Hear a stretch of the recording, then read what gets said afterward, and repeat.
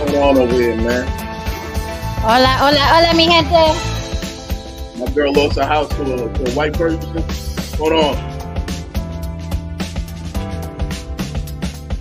What the fuck? My light is acting funny.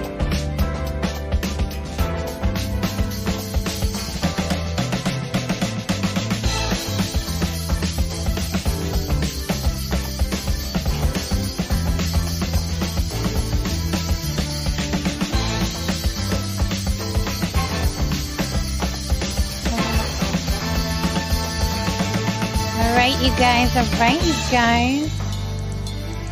You know, I'd like to jam out. We have to start the show.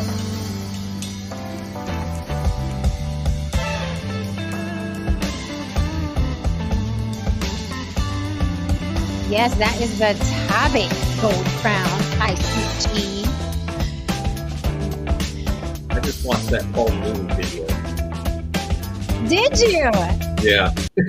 Look at you doing your homework, Georgia Porgia. I love it. I want to hear what you have to say about that. That's very yeah. You know what? I'm probably, like most nights, I'm probably not going to say what people expect me to say, right? Mm-hmm. But we shall see. Maybe it is what people expect me to say. Yo no sé, right? Yeah. So welcome to another episode of On the Block with Jen. Yes, it's early in the week, but we bring in the smoke early in the week, okay? Lily, darling, how are you? I'm great. Sorry for the tardiness. I'm tardy for the party. You ain't never tardy, doll. You ain't never tardy. The party don't start till I walk in. There you go. There you go. Okay, welcome everyone. You guys know the deal. Let's pay some bills. You can. Yes, we got to get the bills out the way first so we can have fun after. You know how business goes, right? Women are so much happier when you finance them. Yes, we are. Cold hard truth. On the Block with Jen Cash App, scrolling at the bottom. Thank you so much from the bottom of my whittle cold heart for the people that cash at me when I'm not on air because they caught the replay. That is where you can be discreet. That's my business and yours. If you want to support the show and be discreet, if you don't care about where your money goes and people seeing it, then super chat us in the chat and we will bring your comment up so we can argue with you. Everyone is welcome up on the panel. You see George is a frequent guest. Come on up here. We prefer you show your face however. If you want to hide behind an avatar, your hair's not done, no makeup, you didn't get the shape up, fellas, your beard fucked up, you can pay the lady and we will let you up behind the avatar, okay? There's a fee for hiding, unfortunately, on the block. If you want to come up for free, then show your face because we like faces. It just makes for better conversation. All right, guys. And shout out and thank you so much to everyone who does cash at me when I'm not on air. I appreciate you, to the ladies and the gentlemen.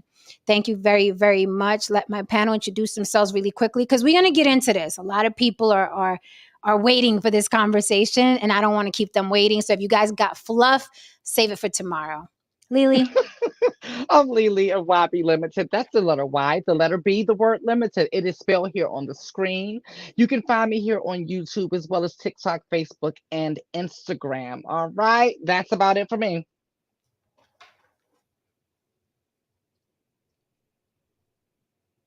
Sorry about that. I was muted. Music producer and musician Heron DeMarco. You can catch me here as Heron.DeMarco. You can catch me on IG as Dangerous DeMarco, and you can catch me on Spotify and Apple Music as Heron DeMarco. And I am Saint. I am no saint. I'm Saint No Saint right here on IG, on YouTube. Catch me at Saint No Saint, No Saint on TikTok. Please go subscribe to my channel. I appreciate everybody who's already subscribed. I'm up to 77, which is really nice. Trying to push. Got some stuff coming out here soon again. We've been doing shows on there every Sunday. Haran and I been getting some good responses on those shows. I appreciate everybody who watches and I appreciate everybody who has liked and shared and subscribed. Also, if you do cash at me, I'll go to the strip club back here. Just singles, please. All right, I'm George, and I got to give a shout out to No Saint and Haran. Great channels. You guys need to check them out. Just think of No Saint as kind of like the CNN of YouTube creators. He's kind of like middle of the road, maybe leaning a little left, but he's kind of middle of the road. And I really like his stuff. It's a really to have another perspective on that and everything. And Haran's music is amazing. And lastly, Lily, those glasses are killer. They are beautiful. You look great, love. Well, And thank you. and there we go. Thank you, thank you, thank you, everyone. Please follow my people. It's so important to the channel that you follow everybody. Yes, I know you guys love me, but sometimes I have to pull you off the boob so you can go out in the world and explore, okay? All right, okay. Welcome, everyone. So tonight is a spicy conversation. Let's see where we go. First of all, people are like, why are you talking about reparations? Well, while we sleep, there are people out there fighting for reparations, okay? And it's happening every single day. It's just the news doesn't cover it. But people are still very, very adamant. African Americans or Black people are entitled to, deserve, want, desire, need reparations for the travesty of slavery. And we're going to break that down. The reason why I put this on the banner, and I did invite the comedian Godfrey. He punked out though. You could run tell that. You know, I don't care. But and this was you know, a while back. I had told him, listen, you when you do comedy, you have this tendency to always talk about Puerto Ricans and Dominicans and how Puerto Ricans and Dominicans deny that they're Black, right? So I invited him over to the show way back. So I always wanted to do this show. I just kept like parlaying it. You know, he was like, yeah, okay, I'll do it. And he was like, wait, why you want me over there? But wait, and then he got into this whole cockamamie thing. Long story short, he backed out, even though initially he sounded like he was, you know what I mean? He was down with it. And I found it interesting that not only Godfrey, but many Black people, and you guys can shove this in whatever orifice it fits today, because I'm not catering to you today. I'm just going to talk how it is, right? And you can choose to be offended. Okay, so the reason why I chose these two gentlemen specifically, both comedians, Godfrey and Paul Mooney, who's no longer with us, rest in peace, Paul Mooney. Paul Mooney used to say, they just some niggas who can swim, right? Regarding Puerto Ricans. And Godfrey has a running joke, me no black, but they Black too, meaning he's always saying that Dominicans always say, me no Black, right? But he's like, but they're Black too, so why did he say that? So both of them are basically talking to when Latins, Afro-Latinos, Afro-Puerto Ricans, Cubans, or whatever, because, you know, we come in a spectrum from straight hair, blue eyes to, you know what I mean, kinky hair to dark skin. Latins are a huge Crayola box. So I guess Paul Mooney and Godfrey were both referring to, I guess, Latins that appear to be some sort of Black or Afro in some sort of way, right? My question was always, why are they so concerned, right? That was my number one question. Before I get into other thing, my thing was, why are you so concerned? Who identifies or doesn't identify? I think that's the biggest question, right? Like if I was Black, if I identified as Black, African American, let's say, and let's say someone who spoke Spanish or French or whatever was not saying that they were Black, I wouldn't give a fuck. It doesn't take away from my Blackness or who I am. I really don't care. Your Blackness or lack thereof has nothing to do with me, right? Hence, I invited Godfrey because I wanted him to explain and I wanted to debate it with him. I did try, you guys. I got the DMs to prove it, but he didn't want to pull up, and that's fine. And this was months ago. I don't know what he's doing now. I'm just telling you what happened because I'm giving you the real and the whole entire story. Okay, so here we are. Fast forward, reparations. Who is entitled, right?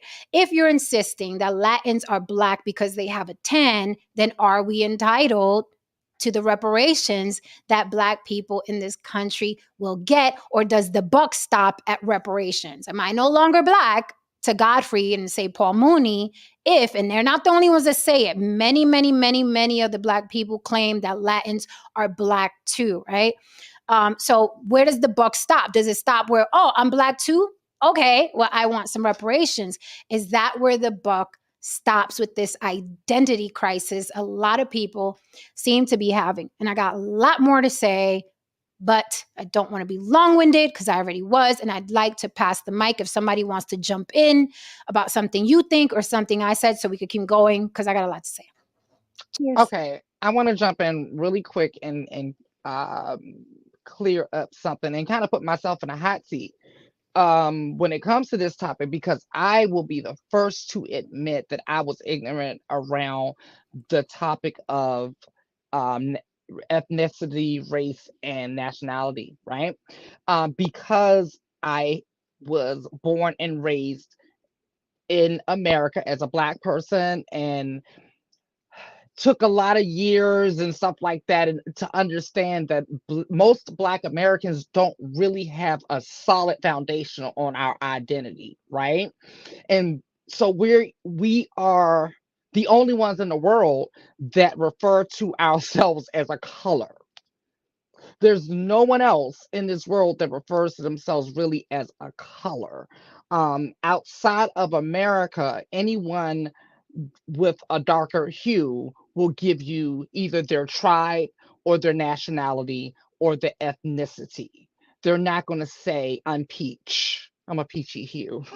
Inside joke. They're not going to say, I'm brown or anything like that. They're going to say I'm Mexican. If they're Nigerian, they're either going to say they're Nigerian or they're Igbo or Yoruba. It's going to be something like that. It's going to be more grounded, right? And so because we're not grounded, we expect everybody else to be just as not grounded as we are, right? So we see someone that looks like us or one of our aunties or uncles, and we're like, oh, you're Black. You Black like me. We both Black. And they're like, no, I'm Cuban. No, I'm Puerto Rican, or so on and so forth, right? And so for me, even me at one point, it was hard for me to understand that. I'm like, well, I mean, you look just like me. Like people would think that we're siblings. Like, how are you not Black, right? And it's just because they actually know their heritage, right? They are connected to their ethnicity and their nationality. And they're not Black Americans. They're not Black Americans. It's just that simple. So I think that's where people get tripped up at. And they try to give someone an identity who already is rooted and grounded in their own identity. So I wanted to put that out first because that seems to be the biggest misconception. And I even was ignorant to that until I did my own research. And I asked people, instead of telling people who the fuck they were, I asked them, how did you arrive to that conclusion?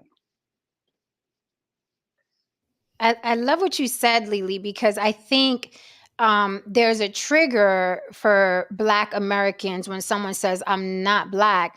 They think they automatically, the knee-jerk reaction is that they're denying their African ancestry. Right. Therein lies the glitch, right? So when someone's like, oh, are you Black? I'm like, no, I'm not Black. I'm meaning I'm not Black culturally or ethnically. However, that does not equal I'm denying my African ancestry. Those are two different things, right? But what they run with is, why don't you want to be what I am? But again, I beg the question, why do you care how I identify? And why do you care that I don't identify as you identify? I'll pass the mic. I'll take the mic back. I'll take the mic back. Don't blame me. Ron, go ahead. Yeah, I was about to say something, but go ahead. I'm gonna wait for everyone else to finish. I got a few things. All right. I'll just jump in. Lily, a couple of comments that you struck. It reminded me of I used to go to a Hispanic church a while back, and it was predominantly Puerto Rican. But there were people from all over Latin America there, and so how a white boy got into a Hispanic church, that's a story for another day. But anyway, had to do with a girl. But anyway. I asked one of the ladies from Colombia, I said, well, are you Black? I mean, do you consider yourself Black? Because I was talking about another YouTube content creator who she made the comment that she was Afro-Caribbean or Afro. She didn't really see herself as Black. It was really more of a cultural national identity. And I kind of wondered, okay, Puerto Rico was a slave colony. Dominican Republic was a slave colony. I believe they had slaves in Cuba too. But it's really interesting. And then of course, Venezuela, Brazil and so on. But I wonder why here in the United States, why Black or African Americans here, if I'm, just call it what it is how, I don't know where they've separated that identity. Maybe it's just somehow in slavery here, the way they did it, they separated them from their culture and, and their identity, kind of tried to force them into this, like the Western European mold of thinking, if I'm just, not trying to do that. And one last thing before I turn the mic over is about Godfrey. Jen, I'm kind of curious, just as a white boy, just making an observation. Okay. But why is that guy talking about you guys, whether you're black or not, when it was his ancestors that helped put you guys in chains and slavery and sent you over here? I think he should keep his mouth shut, to be honest with you. Oh, shots fired from George. Hey, listen, his ancestors and mine were complicit in bringing you guys over here. Okay. So if he wants to, I'll be glad to debate that with him, because I'm like, where are you coming from, dude? Your parents are from Nigeria. They took slaves out of Nigeria. I mean, one thing that, I like to, I'm reminded is that the slaves that came here were not free when they were put on that ship. They were enslaved already. And in the way they did it back then, just get quickly, y'all know this, but I've been doing some research and reading. They would one group would conquer another one, and they would kill all the leadership. Okay. They'd kill the king, the chief, whatever you want to call it, whatever it was. They'd kill the family of those. And then what they would do is they start deciding, okay, who's the best and brightest out of this? And who are we going to keep? So they got rid of the people they, obviously they didn't want, or they considered troublemakers, or people that were probably going to overthrow them or something like that. So it wasn't a pretty picture at all. So, the only reason I'm bringing that up is, it's like, if you want to play this game of, your own heritage and everything coming here, you kind of got to look at, the African side of it too, in my opinion. But, so to answer your question before I pass the mic again, I think Godfrey is, like a lot of other Black people who live in America, where they think that they are exempt from being questioned about their identity and their history. But like I say, the pendulum is swung all the way over to the other side. And I say that often because before it was like, okay, Black people feel oppressed or they are oppressed. So now they have power via social media and things like that. So now they're like, well, I can say whatever I want without repercussion because I've been oppressed. Right. So it's kind of like the oppressed becoming the oppressor now. It's like the person that was talking about the bully is now the bully now. So Godfrey will say something like that, right? Like me no Black, and he'll be able to make fun of Dominicans and Puerto Ricans or whatever. But let's say a Latin person or a white person makes fun of him, then it's like, the picket signs are going to start, and then Black Lives Matters, and let's cancel people. So it's hypocrisy. It's hypocrisy, and I think it's cowardice, because a lot of them hide behind, well, you can't say anything about me because I'm Black, and if you say something about me, then you'll get in trouble. So there's a lot of that going on. That's what my guess would be, because I've seen it a lot. I'll pass the mic again. I just want to get down to brass tacks. I really don't give a fuck, about, constantly going in circles about history and whatever, what have you. We're all aware that, niggas sold niggas into slavery, for some hats and spices or some other bullshit. I'm not going to get into that. We're not going to get into that. We're just not going to get into that. What we are going to get into is the fact that, okay, say if they actually was going to cut the check tomorrow, do you really think that they wouldn't put a loophole in there that they wouldn't benefit from the check? Everything that they fucking gave to Black people in America, they benefit from. Motherfuckers gave you Juneteenth, and they took off work. How the white man give himself a fucking holiday for motherfucking realizing that a couple of niggas was free? Like, how you gonna reward yourself for some shit like that? That's the first thing. Number two, another thing, also with the civil rights movement, white women benefited from that. The African, the affirmative action, white women generally, benefit from all those things. Everything they give to you, they benefit from it. So if they were to concede to the idea of giving, reparations, what would stop them from, what would stop a swath of white people who phenotypically present as white, but say that, well, I have some ancestors who are black and blah, blah, so on and so forth. So I should, in some regard, benefit from this. Like, there's going to be a loophole. You're not going to get everything you want. Are you willing to fight against that if that happens? Or are you just going to get fucking cupcakes and butter biscuits and be like, well, we're just going to negotiate for whatever we can get and keep it moving?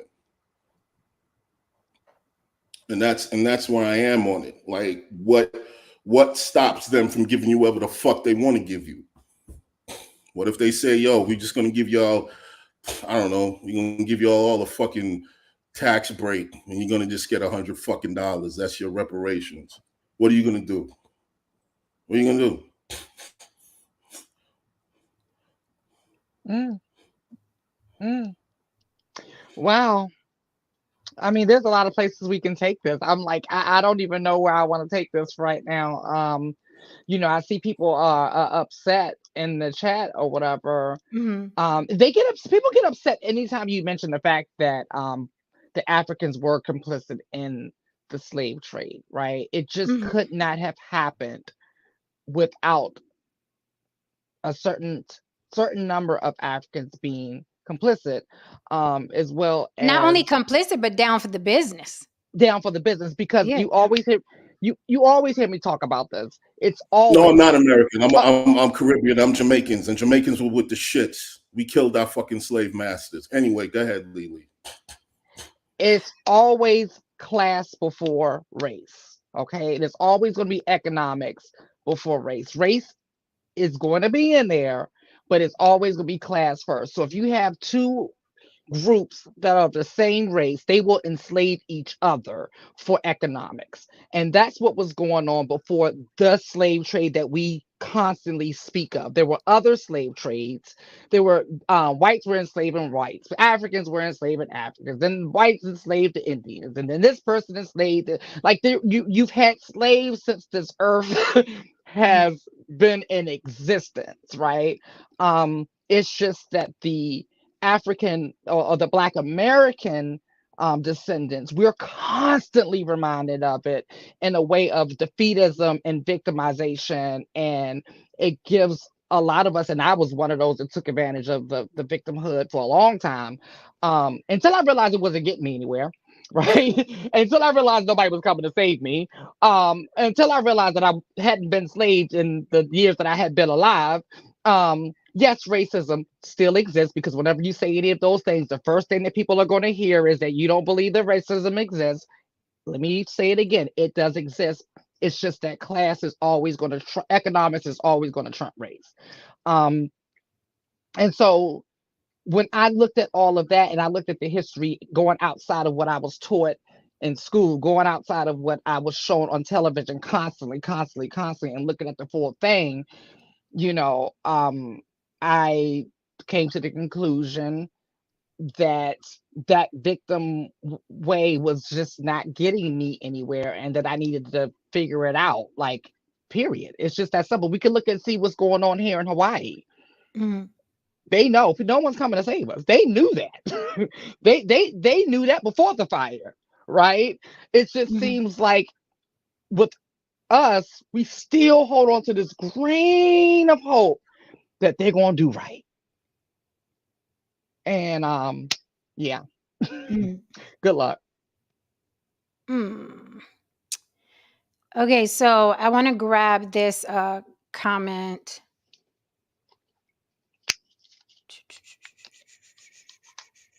Oh, and then we know, and like outside of America, like way more African slaves went to Brazil and the Caribbean, and it's just all on how that particular group of people chooses to Mhm. perceive their situation. That's whether on a group level or on an individual level.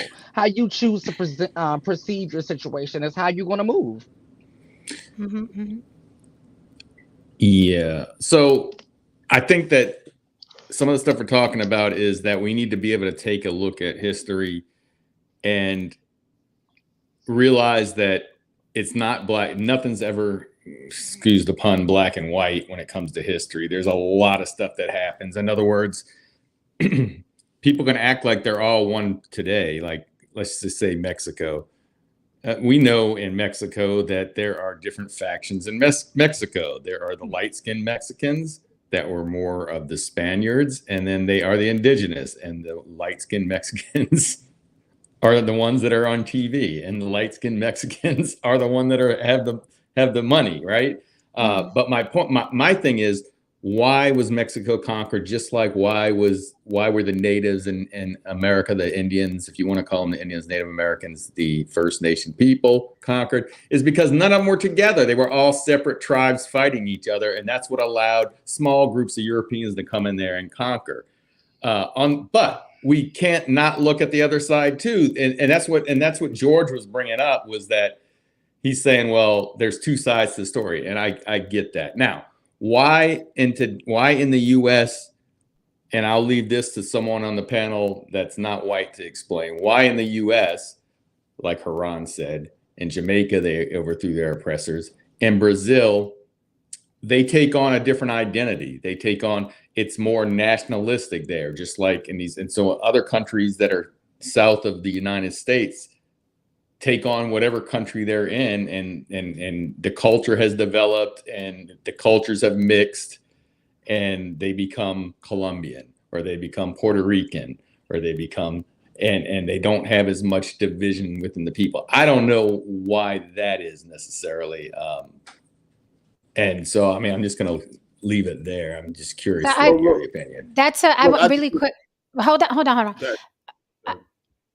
I like that comment. Maroon Planet says Caribbean is ground zero. It seems like professors and a lot of other people agree with that statement. Right. So I have an article here. Who will get reparations first? And are going to, why Puerto Rico is entitled to reparations, and that's why I wanted to have this debate tonight, or whatever it is that's going to come out of it. But Puerto Ricans are entitled to reparations, and it has nothing to do with them identifying as Black. So you must research why Puerto Rico is entitled to reparations. I think in America there's this myth that only the quote unquote Black person is entitled to reparations. That is untrue. That is a fallacy. You must do your research. There is a world outside of you and your Blackness. It's like I am born and raised in New York City, and I would see, after I left New York, where I would travel, I would work downtown corporate, I would go back to my neighborhood, and I was like, it is so fucking sad that the youth in these communities don't understand there is life beyond the block. There's a whole world and life beyond the block. Unfortunately, the block, their world is yay little, and they only know MLK, Martin Luther King, and Rosa Parks, right? You ask them who Albizu Campos was, or Lolita Lebron, or Bentances, or Arturo Shamba, I don't know, right? So it's a sad thing. So I just wanted to read this real quick before I pass the mic to Haran. It says, data backs up, according to a UC Berkeley professor and reparations task force member, a breakdown of data often shows Black citizens with Caribbean or African immigrant backgrounds have a clear advantage over Black Americans whose ancestry is traceable to American slavery. So that goes back to what Maroon Planet said. The Caribbean is ground zero. It's ground zero. And I'll pass the mic. Got more to say, but I will pass the mic. I want to follow up what you said, because this is something that we can talk about that I think is interesting, because when you say America, we're talking about the Americas, right? And so, for instance, Jamaica, they had, and Haiti, and all these Latin American countries that had slaves, are due reparations. Now, are they due reparations from the United States? Because some of these countries were not, it was Spain, it was England. So if you're saying that these people are due reparations too, that may be true, but it doesn't necessarily have to come out of the United States. And that's where I would say that Black Americans would have some kind of right to say, wait up, this is from our ancestors in this nation. If you want your reparations, go talk to England, go talk to Spain, go talk to France, go talk to the other colonizers, the other countries that colonize places over here. Right. Well, I know for Puerto Rico, it'd be America. America owes the money. America owes that money. How's that? Yeah, because they were Spain before they were. It was Spain before it was America. Before Yeah, but who's holding Puerto Rico hostage today? Spain. Who's holding it hostage today? Why isn't it independent? Who's holding it hostage today? Is it Spain? Didn't they have referendums over there that didn't pass? For they wanted to get out from under the United States, and they've had several referendums over there, and it didn't. They didn't pass. What was the question again, George? Say that again. In other words, important. You were saying like America's holding Puerto Rico hostage, basically. Yeah, and I know you mean it in a. Anyway, I get what you mean. But haven't they had referendums over there to get out from under America? And every time they have them, they could be close votes, but they always fail. Correct. So it's kind of like the majority of them want to stay linked to the United States in some right, but right now that's a whole other war not a literal war like you said, hostage. We're just using these words, but that's a whole other war in Puerto Rico. There are many Puerto Ricans that are fighting daily to get out from under America. So then there are others because what Lily said, it goes back to class, right? If you're in Puerto Rico and you're with the wealthy Puerto Ricans, then you're like, hey, America is not, I'm cool with America. It's no different than here. It's really no different than here. It's a class thing. It's class. Yeah, and I think like Mark Anthony, Ricky Martin, they don't much care about, you know what I'm saying? They don't much care about getting free from America. But you're talking about the locals, the working folk, and they're like, fuck America. So it's a class thing. And I think, and listen, I just need to say something real quick. Okay. Meanwhile, in America, we run entertainment. You niggas don't run shit. You run entertainment. What do you mean you run entertainment? No, I don't know. You run some shit when you own the building, when you own the distribution, when you tell motherfuckers when and what time to show up, when you can shut the lights down, shut the lights off, and either motherfuckers starve or they thrive. That's when you run shit. See, here's the thing. Just as long as you get the camera on you, just as long as you get a symbol, just as long as you get a butter biscuit, just as long as you get a pat in the head, at least you're not fucked up like Jamaica. At least you're not fucked up like Brazil. Isn't America amazing? But you're still fucked up, though. You're just not as fucked up as the other black people in the world. You know what I mean? But at the end, I'm cool because you know what? I know myself. A lot of you don't. A lot of you have no fucking identity. You stand for nothing. You at every given second, you want to be an Italian, you want to be this, you want to be that, and so on and so forth. You have absolutely no sense of pride. You have no sense of who you are, and you're not willing to fucking get busy for whatever the fuck you believe in. You can do the research. This happened in Jamaica a couple of months ago. They built a couple of, they built a couple of, I believe, hotels on Jamaican soil the other day. And they told the Jamaican people that this is only for Asians and whites. You know what happened? They burned that son of a bitch to the ground. The fuck you mean we can't come up in here? They burned that bitch to the ground. You can look that up. So I'm not playing with none of you. I'm not gonna beat your fucking chest, and at the end of the day, you getting ass fucked in a country that you helped build. Fuck out of here. Donald Kersey says, I don't see one drop of African ancestry in you, Jenny. But hey, what about my daddy, bitch? What about my father, bitch? That's my father, bitch. And I digress. It's kind of look like me. Oh shit! I told you, he does. Yeah. I It's did a hilarious. little comparison. I said, yeah, he is almost as Like, dark. does kind of look like he with the as, shits too. Yes. Now If I here to do say so play. myself. But If I- Okay. is your yeah. mom like really light skinned? You know, Oh, yes, she is. Yeah, sorry, I didn't. Yeah, she is very much so. She used to get confused for Italian or Irish when she was young. She was very young, redheaded, young. Okay, I'm still laughing that they want to be Italian thing because I was I thinking know about a that's whole just bunch of like me too. Yo Gottis and all these people naming themselves after like mafioso, Capones and Capone, Noriegas and Noriega. Well, yes, he's it's like Latin. yeah, but still everybody but Yeah, a Black yeah, American or an African or right. it's always homage to everybody else but your own Black people. China, Asian Right. doll. Right. I'm wearing Prada, Gucci, Louis, but nah, I'm not going to support nobody else. But yeah, but Um, get me a child. Bye. So, continuing in the article, it says Black Americans and Puerto Ricans share a history of oppression, racism, and exclusion. The former suffers from the vestiges of slavery and systemic discrimination. The latter, as a territory of the U.S., still lives under a quasi colonial government. It should be noted that Puerto Rico, like most of Latin America, has its own troubled history of slavery as well. The ongoing reparations debate for African Americans would be a stepping stone for future Puerto Rican reparations and decolonization. What say you? What say thee? I'd like listen. I don't know. I don't know what it would look like for some of these places that like Puerto Rico to be on their own. There are.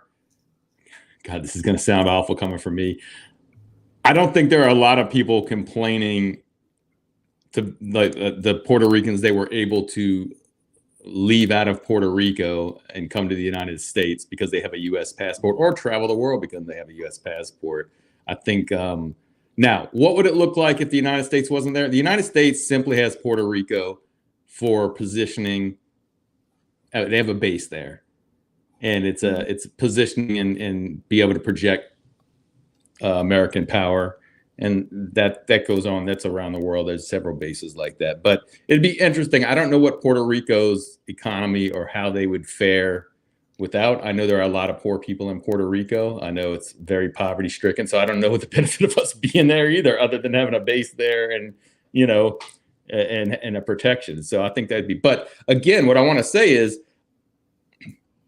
I guess that would be where you could talk about. Okay, we've been a colony, we've been a whatever you want to call it. I forgot what they call it now, a commonwealth or whatever.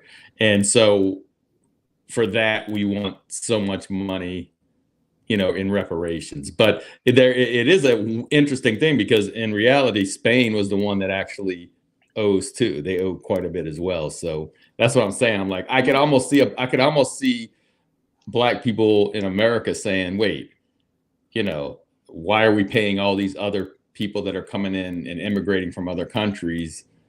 They need to, and that's why I was saying maybe you need to talk about who they should go to reparations for, because just because America may pay reparations, that doesn't mean that doesn't mean Brazilian ancestry slaves should be getting reparations to the United States. Thank you for the super chat, Adam Hearn. Adam Hearn says the UK gives pathway to citizenship to former colonies. That is as good as it is going to get for West Indies. With Spain, it's more complicated. Thank you, Adam Hearn. So again, I want to stress that Puerto Rico is entitled to reparations, but not because they are Black too, right? I just want to keep driving that point. So going back to this article, which is very interesting, by the way, Puerto Ricans are still financially inferior in terms of every government legacy, including Social Security and Medicaid. Those are hundreds of billions of dollars over a nearly century. The median household income in Puerto Rico is less than half of that of Mississippi, the state with the lowest figure. However, to solve the recent debt crisis, Puerto Rico is under austerity measures instead of economic stimulus. More tangible one is the bombing of Vieques, a U.S. military base in Puerto Rico. Like you said, they're in Puerto Rico. Imagine an area right next to your home gets bombed every morning with plutonium-tipped bomb. That was the reality in parts of Puerto Rico until recently. In the 1950s, the U.S. policy to address the Puerto Rican economic crisis was forced sterilization of the women in Puerto Rico. There is a documentary online. Yes, America, the U.S. of A., okay, did forced sterilization to Puerto Rican women all over the island and lied to them. They said it was a temporary birth control. But these are things, if you research, you find out that oppression goes beyond you. Okay. No one wants to hear that part, Jen. They want their listen. I will defend my oppression till the day I die. Like that's what you see going That's why I on. say they covet. People covet. They covet. And it's interesting because I wanted to invite this gentleman. He has a pretty decent TikTok following. His talking points are kind of like Candace Owens, but he's very entertaining, smart kid, young. Wanted him over here, and I left him a comment on his channel, and people were telling me, "Oh, be careful because he's just going to go on your channel and convince you that Trump should have been throwing paper towels at y'all." And here's the thing. Here's the thing with the Trump and the paper towels. As a Puerto Rican, for some reason, I am supposed to be automatically triggered by Trump, feel the ways by Trump. He threw the paper towels at you. And it goes to show, and this may offend some people, it goes to show that their identity is based on they are oppressed in America. That is their identity. Without identifying that I have melanin and I'm oppressed, they really have nowhere to go, right? Because you can get away with a lot if you keep claiming what? You're a victim. Right? You can get away with a lot. You can get away with crime, and you can get away, but it's the slavery and oppression, this, not, and third. So it's interesting how, again, people want to pull you into their misery. So when he said that to me, and I said, well, if he comes to my channel and says, Trump was justified for throwing the paper towels, first of all, people caught them and didn't throw them back. Now, if I was there, I would have caught one and threw it back. Right? So I cannot be offended for people who weren't offended. That's one. I cannot be offended for people who weren't offended. That's one. Two, if this gentleman were to come here and say anything like that, it is his fucking opinion. It's his opinion. And I choose whether or not I get offended by it. But then Trump would have to be really important in my life for me to be offended. And I don't think people can grasp or understand that. The average human being enjoys being offended so much so they get offended for other people. If you talk about their favorite celebrity, if you talk about their favorite athlete, they choose to be offended for that person that has nothing to do with them. I am not cut that way. I'm not that girl. I don't give a damn.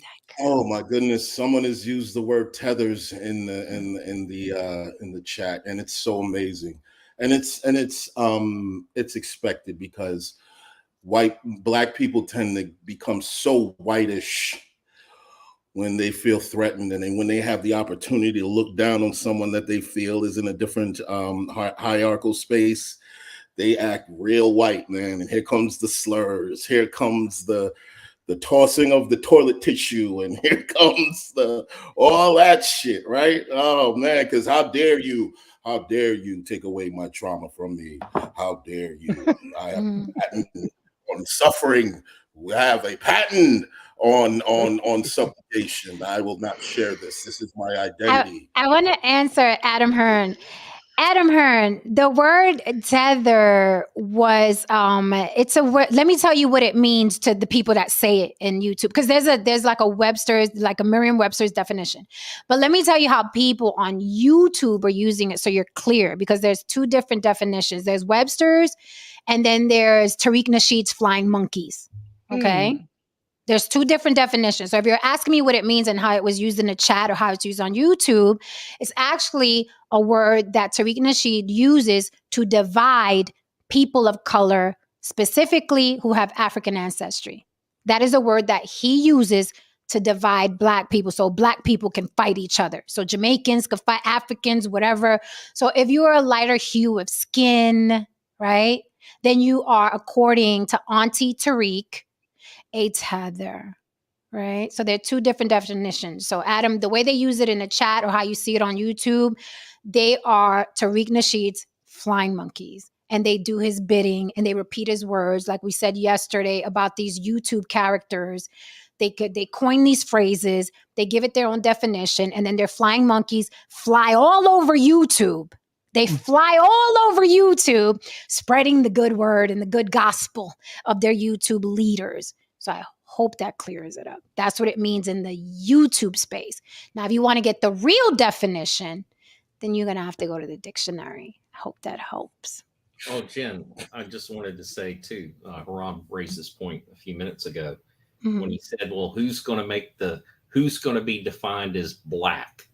And you guys know where I'm about to go. You know, you look at my lovely, pretty face, right?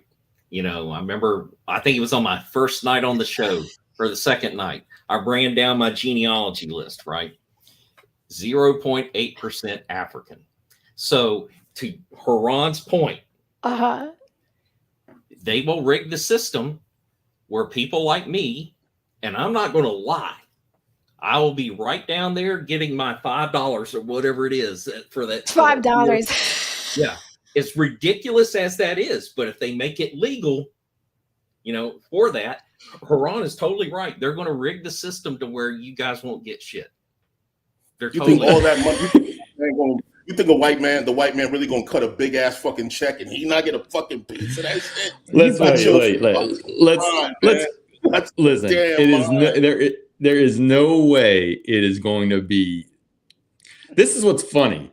If this is exactly what's going to happen, if they do say, okay, we're going to pay reparations, you're going to have everybody. He's right. You're going to have everybody from every corner saying, I deserve a piece because, you know, my grandmother's was octoroon, if that's an appropriate term anymore.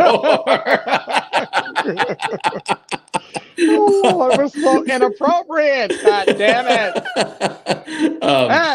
So you got that. But that's why I've always said reparations would have to be, it can't be a cash check. It's got to be like tax breaks to start your own business, or, you know, grants to start your business with tax breaks. Education. It's got to be something like that. If it can't be money, though, it just can't be. It's not going to work. We've seen it with the PPP loans and the unemployment. Like, people was getting money. I was thinking the same right. thing today, Lily, when I was thinking about this subject. I was thinking, how many people are going to jail right now because they abused the PPP? You think if they come out with a reparations check, it's going to be any more organized than those PPP loans? People are going to go to jail. They're going to go to jail, wait a minute. and they're going to blow it. So so George Cook is what, 0.08? So he's blacker than you, No Saint? No, I got him by 0.02. He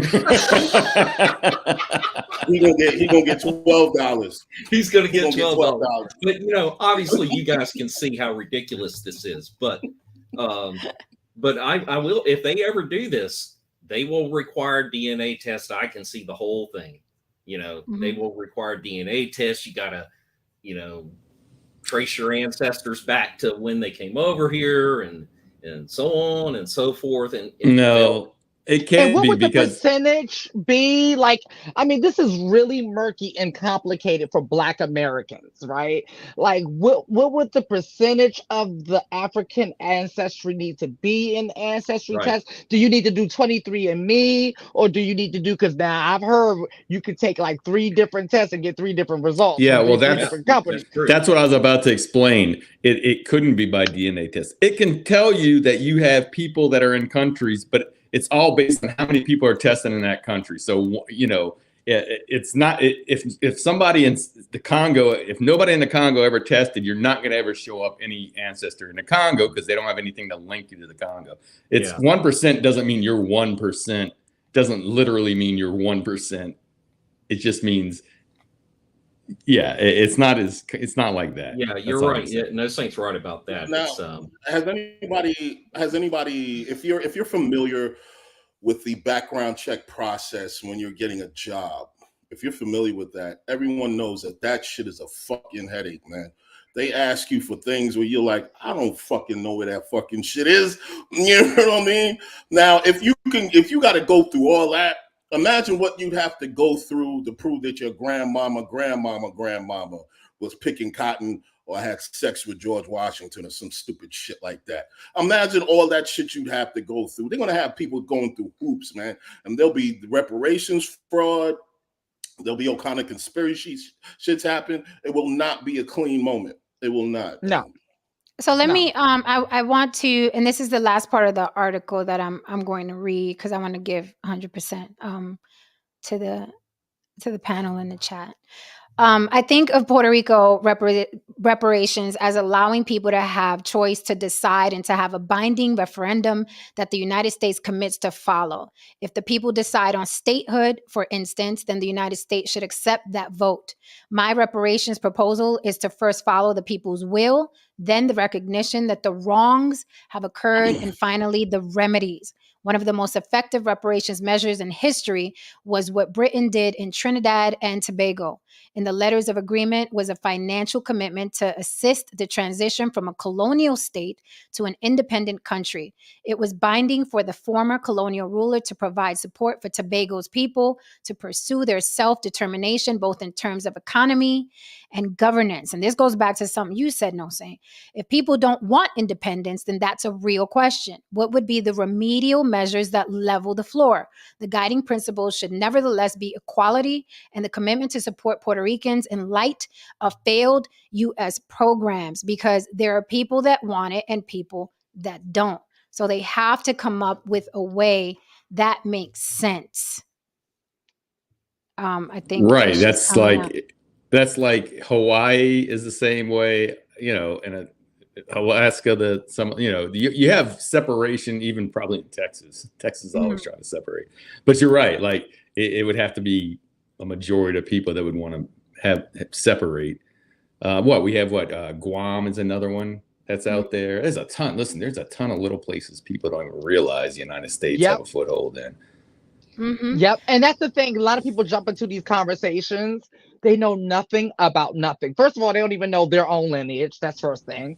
First, they don't know their own country, right? They don't know their own laws, but they are like just gung-ho about their opinion, right? Based off of something they heard Auntie Tariq say, or something that they overheard Auntie Boy say, or something like that, right? But they don't really know the basics of the basics of the basis of their own shit, right? But I mean, and Jen, and to your point, Jen, I knew about the bombs in Puerto Rico you're talking about with the I'm not sure if I heard the sterilization, but it made me think of Bikini Island when we set those people up and started blowing up nuclear bombs off the coast. And if they're not owed reparations, who is? You know what I mean? There are a lot of So my point for the entire show is there are a lot of people that are owed reparations. So there are a lot of people that are owed reparations.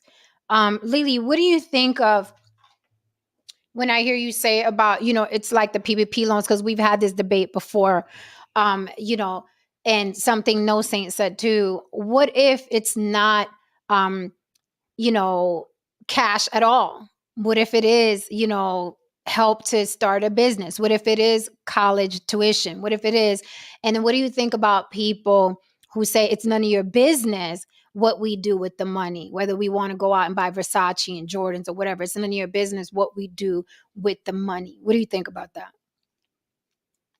I agree with that. I agree with both. I personally believe it should be something that's going to keep people from hurting themselves, or protect people from themselves.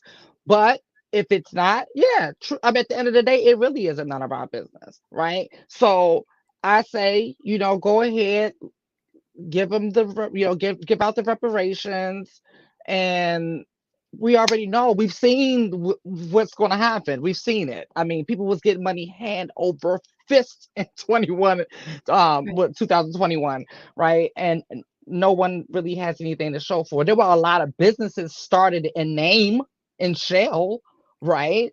But in operation, not many are still sustaining today.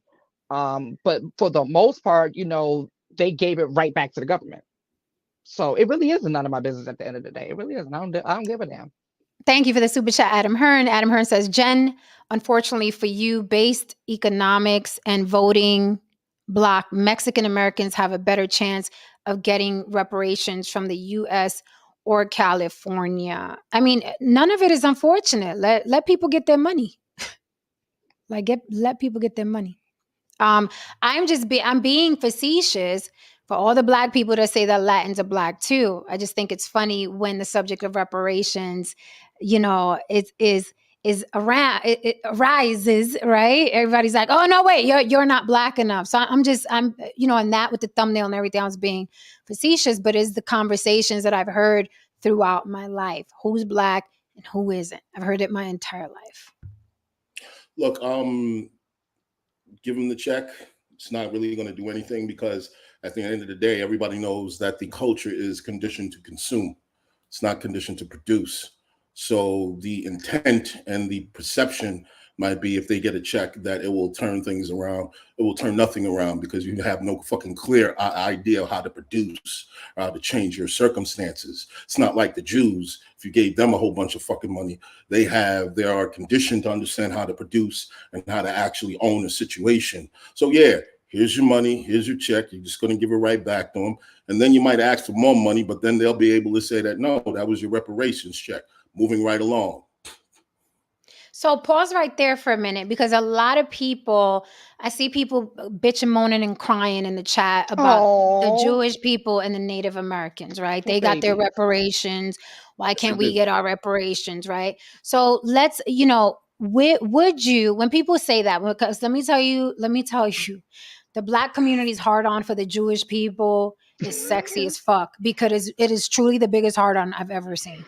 It is the biggest hard-on I've ever seen. Black people have a ginormous hard-on for Jewish people. I don't know what it is, but it's there. Let's ride it, okay?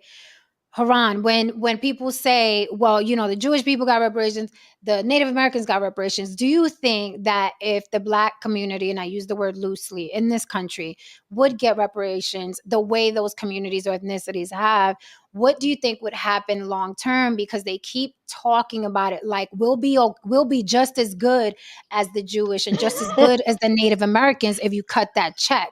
Do you think that would be the case, or is the culture already damaged to be consumers and just consumers? And I'm making blanket statements. I know some, not all. You already know where to stick that. What do you think, Haran? Again, overall, I mean, when you're talking about the Native Americans, I mean, big fucking chunk of them got wiped out. So the cost it's not going to be the same price tag as if you actually paid for, shelled out to Black Americans. So it's cheaper for them, so to cut the check for them. With Jews, there's pretty much a consequence for not doing business with them, for not, complying. Ain't no fucking consequence for Black people if they don't want to fucking do it. What's the consequence if you never get reparations? Can someone tell me? Like, what's the consequence? Like, what happens? You don't go to work? Like, what happens? You storm the castle? Like, what happens? Not a damn thing. And that's always usually my issue with the quote unquote pro-Black grifters. Because I hear a lot of, like, if you go back to 1960, 1955, you hear the same talking points. Exactly the same talking points. So I don't hear anything new.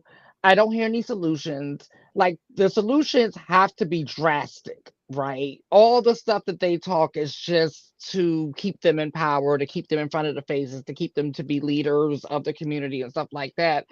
But I rarely ever see. The thing is, we're so divided that we can't even get together to even come up with any clear cut of what we even want, number one, and what the consequences would be if we don't get it. Okay. And the reason being is because we don't fucking like each other, but we want to keep talking about the scary white man, and this is not, like, we have enough stuff to figure out on our own within our own community before we can even get to that. Is, we would never be able to get to that until we address hard questions within ourselves to ourselves. I mean, hit that like for me. Hit that like and subscribe for me gente. If you are here, I'd love to see you permanently here. Hit that like and subscribe. Question for Another you. thing too. Quick question. Not quick question. Go Quick ahead, statement. Ron. Again. Every time I say this, everyone changes the subject, and I brought the numbers, I brought the data, I brought the proof. Billions of dollars flows through the Black church collectively yearly, and they're not being pressed to actually invest in the community. The money is there. Why aren't we not asking them, what are you doing with these billions of dollars that's tax-free? What are you doing? Even Farrakhan has actually asked this question, and nobody wants to ask this question. Nobody wants to press them. So are you really serious about doing what's necessary in order to improve the community? Or is this just about sticking it to the white man? And I promise you, if it's just that, it's not going to work out the way you think it is. It's just not. Interesting. Lily, question Yeah. for you. If you could wave your magic wand right now, and this is Lily's on the throne to do the change that's necessary in the Black community, where would you start? What are some of the top 3 or 4 things you think need to change, like right now? Ooh. You know, I think about that a lot, George, and I always get stumped, right? Because there's so many micro issues within the community. The biggest issue, I would say, is what we see a lot when we're having these conversations, is that a lot of people are so hell-bent on staying in place, right? So really a lot of it is this. A lot of it is like the mental slavery that still exists. So that will, I guess, be the first thing we have to kind of unlock a lot of that. I don't know. It's so many different things that's wrong, right? Um, and like, you know, like even people get, you know, I can see a couple of people got mad when I said we don't like each other. I mean, but see, they're not even willing to address the obvious of how horrible we are to each other when every opportunity we get a chance as far as the community, right? Like, and so those things that's protected. Like they don't even, like, we can't even address that. Like, so we can't even really address real issues that plague us with us to each other, right? Because the first thing we're going to do is either go to the victim card or go to the white man is this and that and did this and he's this and that, you know. It's going to go to all of those places every single time. And the thing is, it just starts to look like insanity over the decades. And like I said, you could go back to the 50s and 60s, the same damn conversations and the same damn talking points in the same ways, and nothing has gotten any better. We've only become more divided, more hateful toward one another. And then the moment any of us do get upward mobility, we enslave each other again. You know, Lily, you talked about you started a couple of companies and you've been successful. Have those in the Black community around you have taken shots at you for being successful, or you haven't really seen that? Yes. You know, it's the whole crabs in the bucket thing. Yes. Yeah. I have so many stories about so many stories. And I remember when oh God. I remember, you know, starting my business and I was in Atlanta, the Black Mecca, and I'm like, oh my God, like this is going to be awesome. I'm around all these Black people. I'm gonna be able to do all this beautiful business. I was quickly disillusioned. But then in addition to that, what made it even more sad, like, and even to say this, motherfuckers is going to be mad that I say this is my experience. Like the first time I had my business really respected, where someone wasn't trying to talk my prices down or talk me down or anything like that, came from somebody outside of my race. And that shit saddened me because I was so like bright eyed and bushy tailed, and I just think that, and that just wasn't the case. But we're not allowed to talk about that. People will defend that. Yeah, Right. because you So might get that called a is, coon or something like that. yeah. Anytime you address real issues in our community, that's gonna be the first thing that comes out. Nobody wants to take real accountability for real issues and real things that happen and how we really treat each other. It's really horrible. It's really horrible. I see how Black women treat Black women. I see how black men treat black men. I see how black gays treat black gays, like and so on and so forth. And this is coming from someone who's lived in very multicultural neighborhoods for the majority of my life, but then I have lived in all black neighborhoods, which was a completely different experience. And I've lived in a couple of all white neighborhoods, right? Yeah. And so I have things to compare it to. Plus, I travel a lot. Plus, I read a lot, right? So my conversations are not going to sound like real basic, you I know. think So you I said don't your expect family. them. Doesn't your family live in Prince George's County, Maryland? Or Yeah, some of them do? Yeah, I yeah. would My say, mother. like, I mean, look at that place right there. I mean, just what they've done. I don't know. It's just, Quick thing to Christopher Hidgen. His comment: African Americans have a collective net income of $2 trillion annually. That makes us an economic power, but the church has a stranglehold on it. Motherfuckers really think I be making this shit up, but you know, Jesus. it is what it is, man. It is what it is. Y'all over out here begging for a check, and you're just giving away your fucking power. But it is what it is, though, man. Jeez. You gotta take that man's word. That man knows his shit, Christopher. He knows his shit.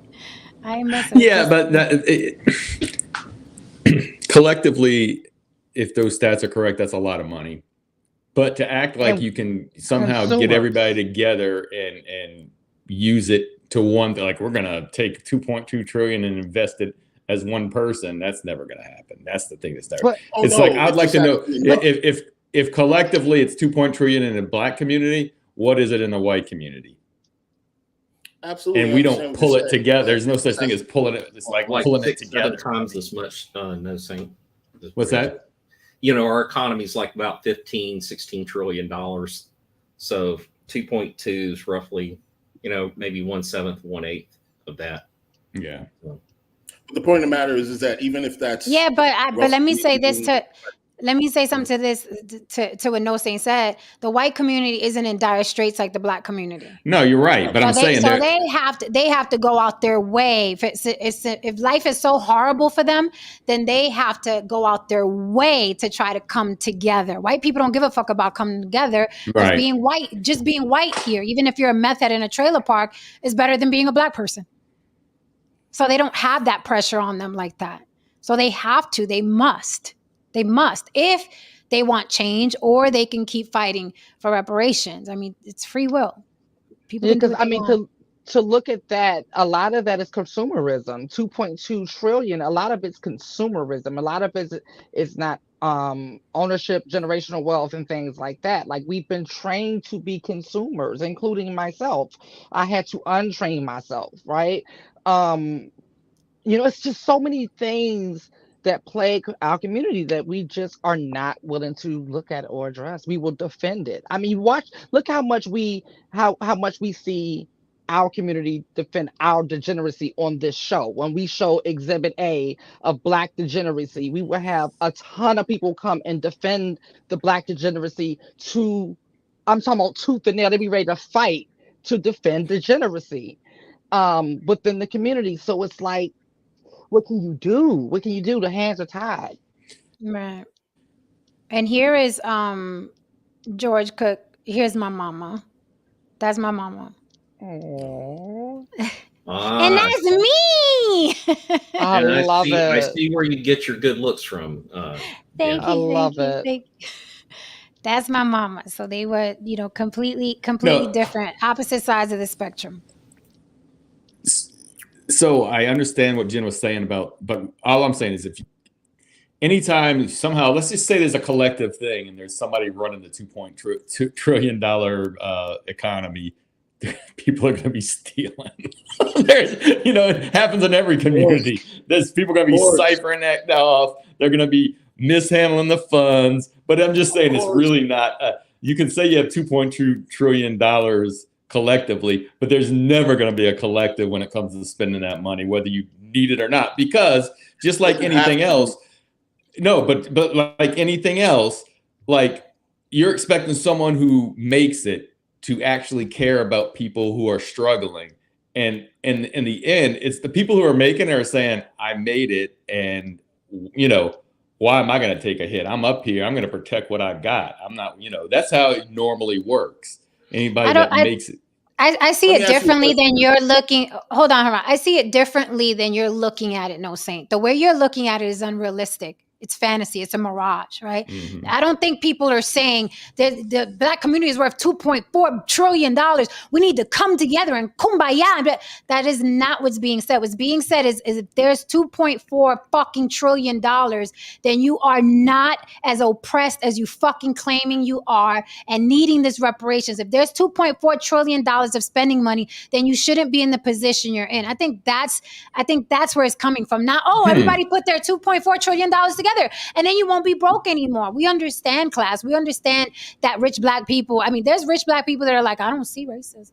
Mm-hmm. Mm-hmm. Right? So you're never going to get them to care about the people that are poor. Of course not. However, the point still remains. How many billions through the Black church? $2.4 trillion collectively. That means that there is money in the community. There's money in the community, and it doesn't have to be in the condition that it's in. That's my opinion. It does not have to be in the condition that it's in. It's about a lack of self-determination, not a lack of reparations. No, Saint, Go ahead. Wait 1 second. No, Saint. Let's just take the scenario that we just gave you right there. Just keep that to the side right there. How is that not a better road to go down than waiting for the government to cut a check? And what is the incentive for them to do that? And what is the consequence attached if they don't? Can you explain that? Wait, what scenario not better? What the $2.2 trillion that we just discussed. Right. Actually concentrating on essentially getting a pool of that money, taking a pool of that money and injecting that and inserting that into the community, and what we need to do. Okay. Well, if that's the plan. Wait 1 second. How is that not the better alternative? And as opposed to waiting for the green light with a check. And what is the incentive of for the government to write said check? And what is the consequence attached to if they do not write the check? Can anyone answer that? Okay, so first of all, if that's the plan, then yes, I would say you would have to have some kind of a plan to have almost like a Black City type thing, where you could use those funds. But my thing is, why does it have to be one or the other? It could be both. Because what people tend to forget, and nobody but George on here, and George, I'm taking a shot at you. You might know that, you might be aware of this as well. But it's not just slavery. The biggest factor of generational wealth was the housing. And we all know that redlining happened. We all know that pressed housing markets. They weren't able to pass generational wealth. These things happened within the last 70 years, right? So to me, things are owed. You gotta make that right. So I don't know why it has to be one or the other. You should have pressure on the government to right wrongs that were written down. They were there. Then No Saint, you just opened the door for something. Yes, he did. So what about 1965, the Great Society? Was that the reparations right there? Where they had welfare programs, but that wasn't specifically for Black people. That was for. But still, that was really for white people. Oh, yeah, you're right. You're exactly right. But they did. But is that because I'm thinking about where I'm coming from. No Saint is, let me just say this from the outset. I've said it before, but I'll say it again. I agree with reparations in principle. It's completely with you guys. It's just the mechanism of how you're going to do it's where the hang up is. But I'm going to come from the perspective of, some people will say, hey, look, even though, these government programs that were stood up primarily were intended for white people and all that, and in terms of absolute numbers, they benefited, but it also, went to minority communities and this and that, the trillions and billions and all that. So weren't they, we gave them the hand up, what did they do with it? So you can't say that that is a form of reparations when everybody can get it. Everybody that people that weren't even due reparations could get it. So you can't do that. What you can't, but listen, if this government wanted to, if we wanted to right the wrongs of the housing, what they did in housing, then they would guarantee that neighborhoods that were primarily Black neighborhoods and Latino neighborhoods, those housing values we propped up by government guarantees. You could do that to where the house. So in other words, if someone moves into the neighborhood, like back in, say, Roosevelt, it was an all-white neighborhood, and all of a sudden they started letting Black people go in there, and selling, and all of a sudden all the white people left, and the property value dropped down to nothing. You couldn't even sell your house for what you paid for it. So you can guarantee those things. There's certain things you can do. It doesn't have to be a check. But all I'm saying is to sit there and act like, I'm not going to be that person to say, oh, well, let's just forget about it because, yeah, there's oppression and there's prejudice everywhere. To me, I feel like if things were done wrong and we have paid out to other groups of people that have been done wrong to, then let's work at it from different angles. It doesn't have to be either or, Haran. It doesn't have to be either or, but it doesn't have to be checks either. Hit that like for me, Donald Kersey. My mother wasn't a whore like your mother. Ooh. So I actually know who my father is. I'm sorry. A lot of you had whores for mothers and then you project that on the world. My mother wasn't a whore like your mother. So maybe you don't know who your daddy is. And I guarantee he's probably missing from the home. My father raised me. So sorry, not sorry. Better luck next time. Talking about a personal shot. Yeah, but you still have not explained. So now he has to hold on. So now he has to watch like all the other lurkers that are watching.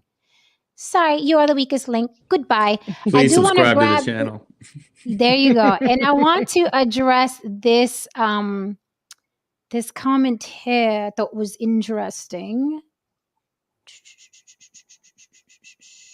Okay, this one here. Anthony Jones says, not true, Jen, because when Blacks were building wealth back in the day, whites still came and destroyed it with no repercussions. And I want us to pull the keywords back in the day out of this, because then how do you explain Robert F. Frederick worth, what is he worth? $8 billion, Black man. Don Peebles worth what? $1 billion. Dre, billionaire. Jay-Z, billionaire. Oprah, billionaire. Rihanna, billionaire. Beyonce, billionaire. LeBron James, billionaire. Like what white people are coming to destroy what they've built? I don't understand. Like, listen, Black Wall Street happened.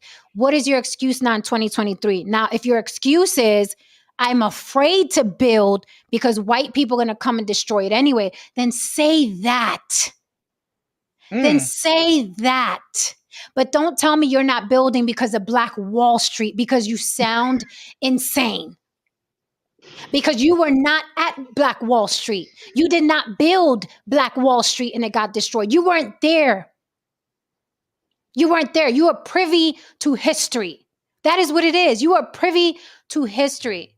But have you built a Black Wall Street? Have you become a billionaire? Have white people come after you because of your wealth? Like, we have to get off this hamster wheel. It's a hamster wheel.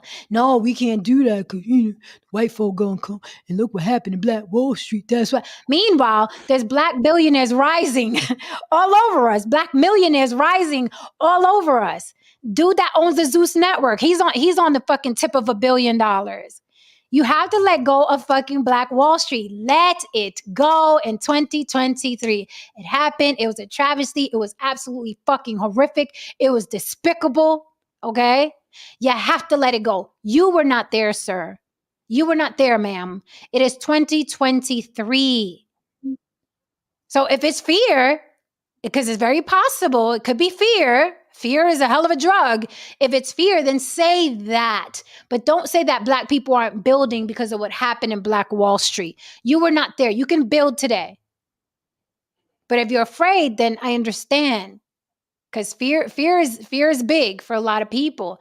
But I can't. when blacks were building back in the day, whites still came and destroyed it with no repercussion. I can't do that type of talk. I can't do it. How do black men get to be Again, billionaires in this country? How do black women get to be billionaires in this country? And Rihanna again, wasn't even the first black female billionaire. She wasn't even the first. I think she's like the third. again, no saint. Your perspective, I understand, is if a number of other sets of people received reparations, then blacks should. However, there's no consequence attached if they don't. Someone There's said no civil pressure. unrest. What's Well, civil Haran, unrest? Right. Yeah. Haran, Yes, someone yes. said civil. All they Yes, but all they got to do, but- all they got to do is put the civil unrest with the day they got a power marathon and about 80 of you niggas gonna show up. Only on 8 And of you that's- motherfucking. and look, that What is civil good unrest? NFL. All they gotta do Listen, is have a- I'm leaving. I'm Listen. leaving. I'm have a- leaving. they'll just need to- They just What need happened to be a to- sale at Macy's, and you niggas ain't showing up for shit. Get the fuck What happened out to of here. NFAC? or Super Bowl or a Super Bowl gonna be on, or Remember we were supposed to boycott the NFL. they What forgot. happened to They that? forgot.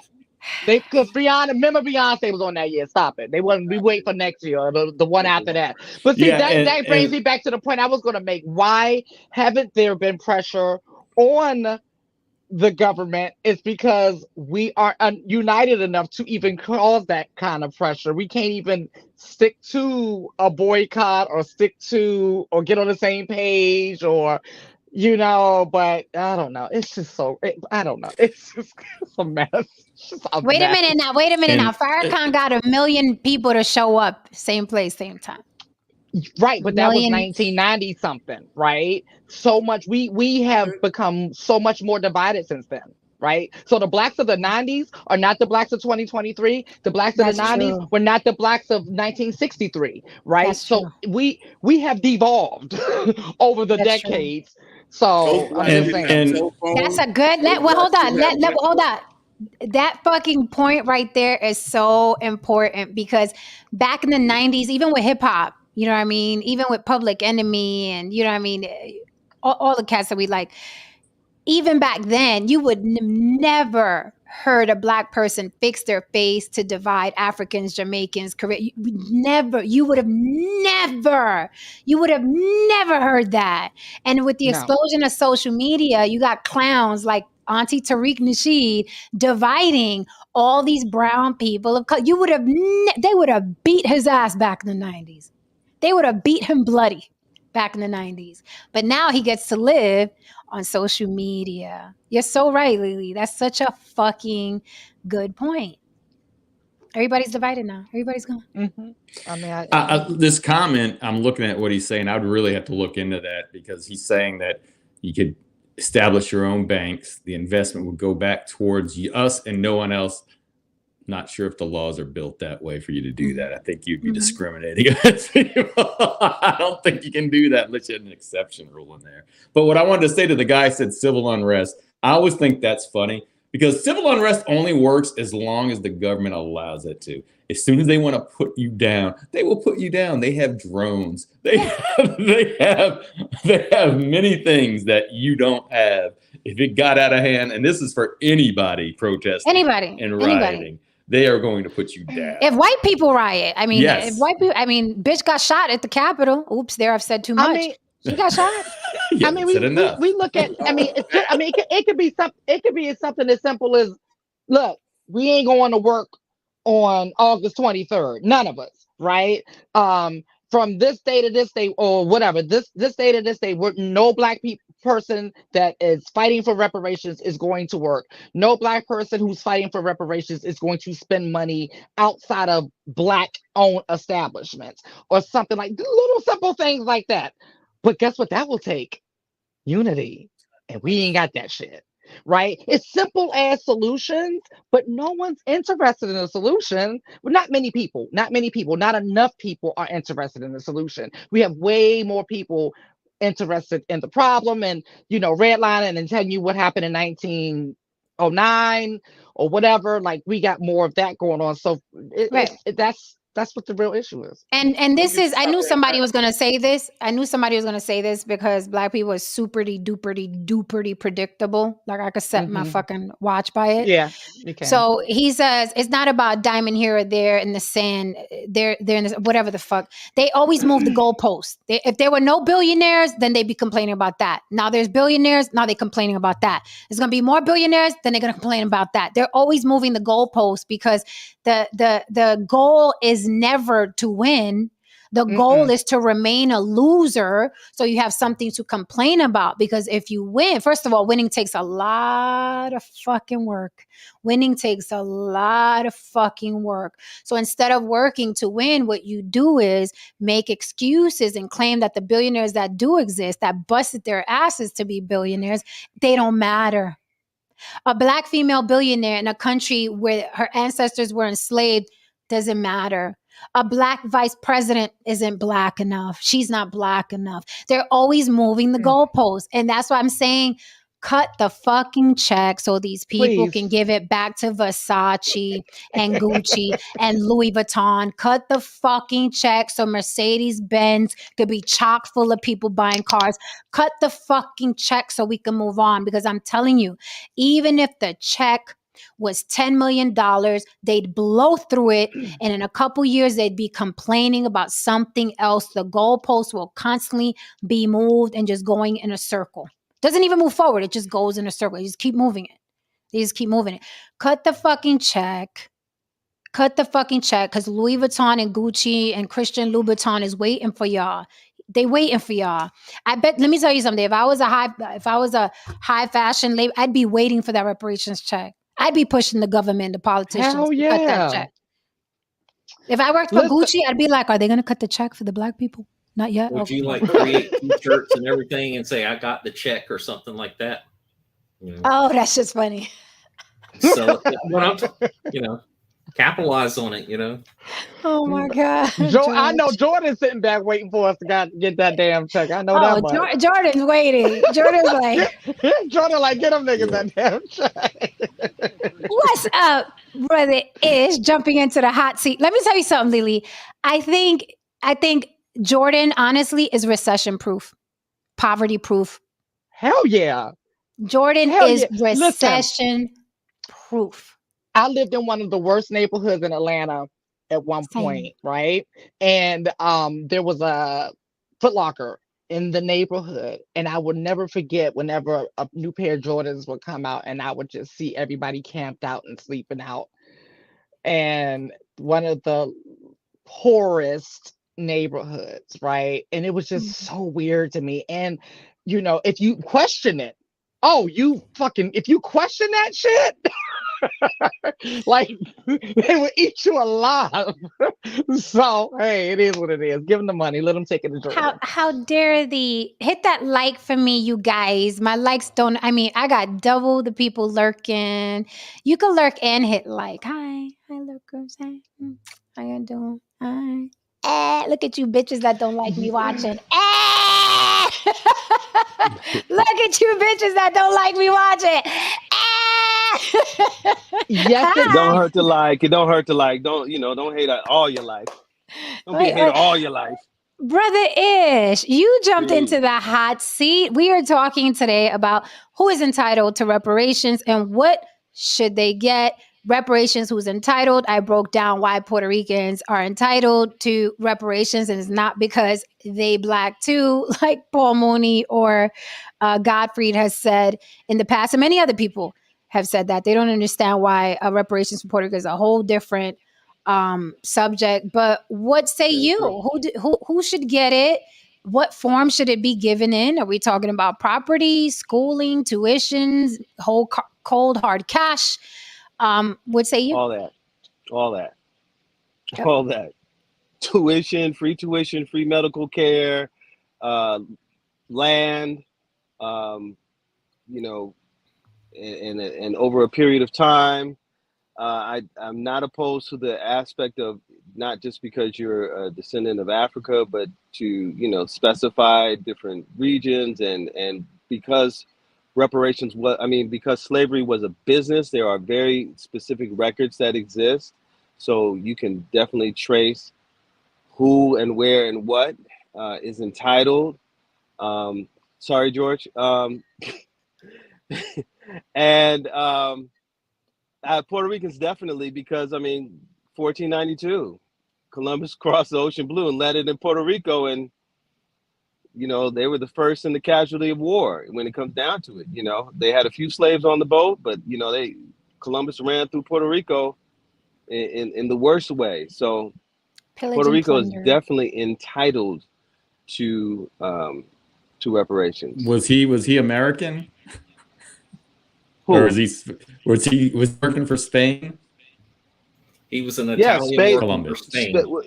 But all these European countries, many of them European countries, are also listed as those who are owing reparations. There's also insurance companies. There's a few things, so it's not just America, the United States government. It's different countries that participated in the slave trade and owed reparations to different portions of Africa, to the down in South America as well. So it's not just sitting around saying the white man ain't gonna give us this.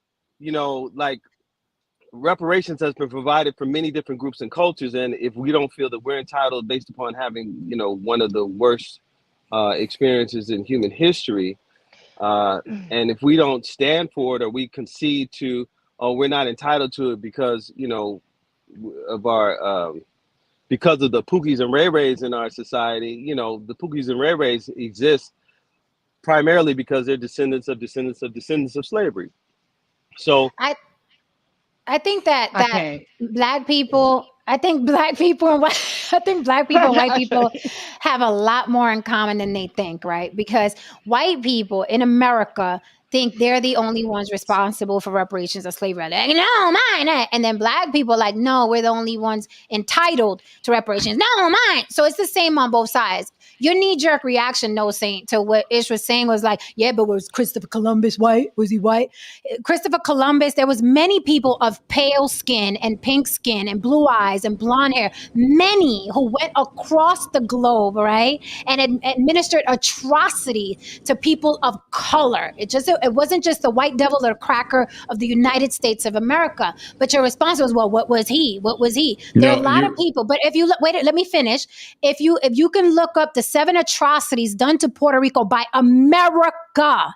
Okay, America, the powers that be back in the day, all the way to today, are a bunch of fucking criminals. Okay, and they've been oppressing, enslaving, absolutely, pillaging, and plundering people of color since they came out of their fucking caves. Okay, so it's not just America. There are a lot of people that are owed reparations. That is why I wanted to have this stream. However, if we just leave it to America, speaking of Puerto Rico and Africa, America itself has committed so many crimes that we take years. It take fucking years for us to cut through all of that before we figure out, wasn't Christopher Columbus Italian? Then maybe Spain owns some shit. Before we even get out off this country where we live, before we leave our soil where we live, and what about the Spaniards owe and the Europeans owe America? The list is fucking, it goes on forever. 7 atrocities, okay? In Puerto Rico by America, not Italians and not Spaniards, okay? So trust me, we are chock full of criminals here before we get on a boat to go anywhere.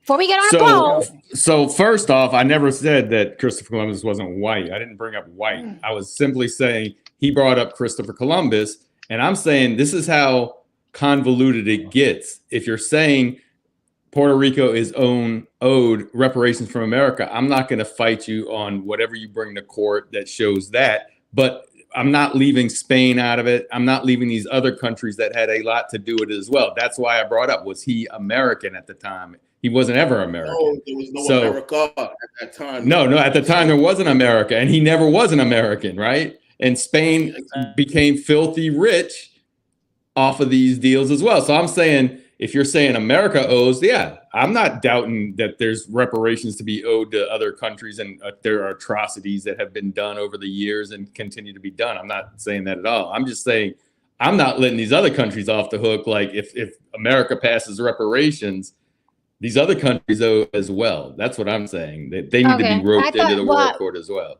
All right. So since you said that, I thought you were trying to absolve America or divert or or do one of like a lot of people. What about them over there though? Forget them over there. When here, it's mountainous what America owes people of color in general, not just Africans, not just Puerto Ricans, and it's mountainous. So before we go figure out what Christopher Columbus's DNA is, mountainous in America.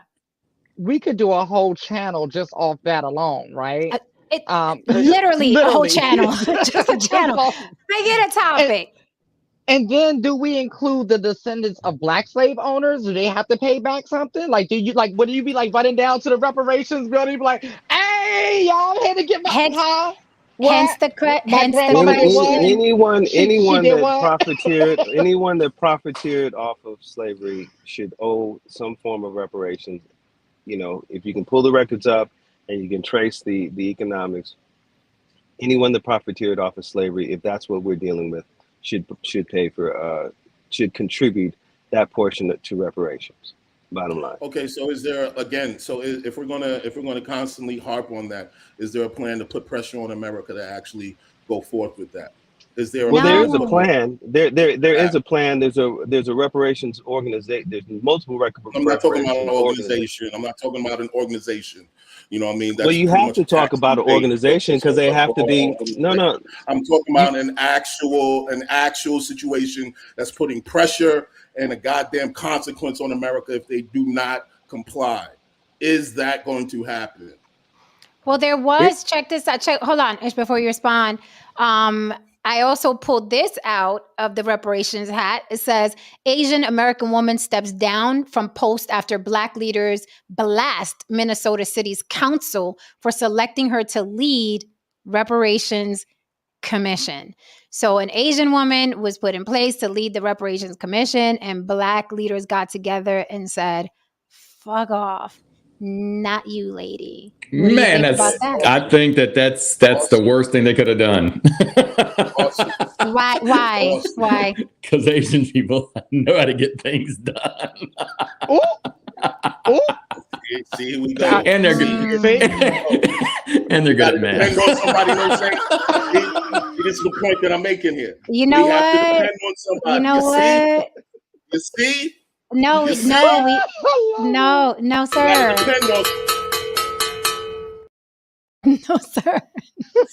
I love it. No, sir. He just said Asian Americans are good at math and the Black people fucked up throwing the Asian lady out of the reparations commission. No! What is happening? What is happening? No saying. I'm sorry. No saying. See, I keep telling you, you're part of the alphabet squad. We know that's where you are. You know what I'm saying? We haven't figured out if you're FBI, CIA. But what do you think about this response? Because I understood. I wasn't thinking about what No Saint just said. I understood there. But listen, the more you know, right? The more you know. It says the protesters were clear that this was not a personal attack against Lore, the Asian, right? But an important marker for the Black community. It's not about the person. It's just that we need someone who has lived the experience, knowledge of reparations, knowledge of the racial wealth gap, and how it impacts the descendants of slavery who reside in St. Paul, Minnesota. And that's why we wanted her out. And she is now not there. They said, we're not going to stand for it. And that's what was declared at the protest. So she is gone. And I guess they replaced her with someone Black. So what happened after that? Did they get reparations or what happened? No, it's still simmering. This just happened. This is August 28th. This just happened August 28th. Okay. Oh, this literally year. yesterday. Well, we'll give it a year and then circle back on it, see what's happened. Yeah. Okay. Okay. See, what people fail to realize is that Story starts off with a Prada bag and fraud. Maybe we should have went with the Asian. What is happening? What is going saying. on here? So if you know anything about the reparations What is movement, happening? Cobra has been a very active group in relationship to doing the research and doing the studies and having college professors that were actually doing a thorough study on this whole of all the parties involved, all the different companies that made money and profiteered, and generational wealth that was established. So it's not, when you're talking about, it's not just, like some crazy naughty head dude saying, I want our money back. Like, this has been, a lot of brilliant thinkers have sat down and approached this whole reparations issue, and it's been placed in Congress. There's a bill that's been set up and by Senator Connors from Chicago. So all that is in the process when it comes to it. And when you say what are the consequences, I mean, if we're able to collectively as a people really get behind the movement of those who are skilled and are educated and informed in this process, the same level of protest and burnings and all the things that have happened should really come behind that. Like, if we're not going to get our reparations, you ain't gonna have shit around you, because we're gonna tear it all up. So my issue is you said the word if, right? What's preventing us from getting together and making this happen and getting on one accord and saying this is what we're going to do if we don't get this? First, we haven't even figured out what it is that we're fighting for, but once we figure that out, now this is going to be the consequence. What's preventing us from getting together and sticking together to implement those things? Before Being you answer, collectively, Ish, before you, okay, he left, but I wanted to say good night to George. He had to run. Thank you, George, for your contribution this evening. Ish, you were saying? collectively being on code. That's where we're not. Now, it's already been, with, again, in Cobra is one organization that has really done a thorough research on this subject, and they have options in front that are realistic options that are attainable. So with that being said, all we have to do is collectively stand behind it, but we don't collectively stand behind much. So that would be the major thing as a people. If reparations really comes to the table to the degree that like how it did in California, there was a lot of collective hearings. They were all filled to capacity. There were real serious issues that were laid on the table. They did very specifically for California's responsibility, really micro it down to not just transplants, but generations that were in California during that time period that were impacted by slavery. So California is a very transplant type of state. There was a big historical Southern migration. So that cuts off a great many people. So then when you talk about pure, like, Californians that were there in the 1600s that generationally have families and can prove that, they would be entitled to reparations from California specifically. So that was what kind of, when I really combed through it, that specifically is kind of the scenario. And if that takes place, even though the governor is against signing the bill for reparations, if we're able to attain that there, that sets a standard for all the other states and allows movements around the country to follow that same blueprint. So I want to address Christopher Haydon says, Black billionaires don't collaborate with other Black billionaires to create our own jobs, manufacturing, educational resources that leads to generational wealth. Again, I asked this question a long time ago, but I'm going to ask it again. why is it a Black billionaire's responsibility to save the community? What is this community that keeps being spoken about? And I understand the benefits of speaking that way for church, for the NOI. I understand, because you're working within a community. You guys are all helping each other, and it just benefits the religion and the religious leader for everyone to be a collective. But what is this community? Why should LeBron James and Oprah Winfrey and, Robert Frederick and Don Peebles and why should Rihanna and Beyonce and Jay-Z, why should they go running back to help this community? What for? For why?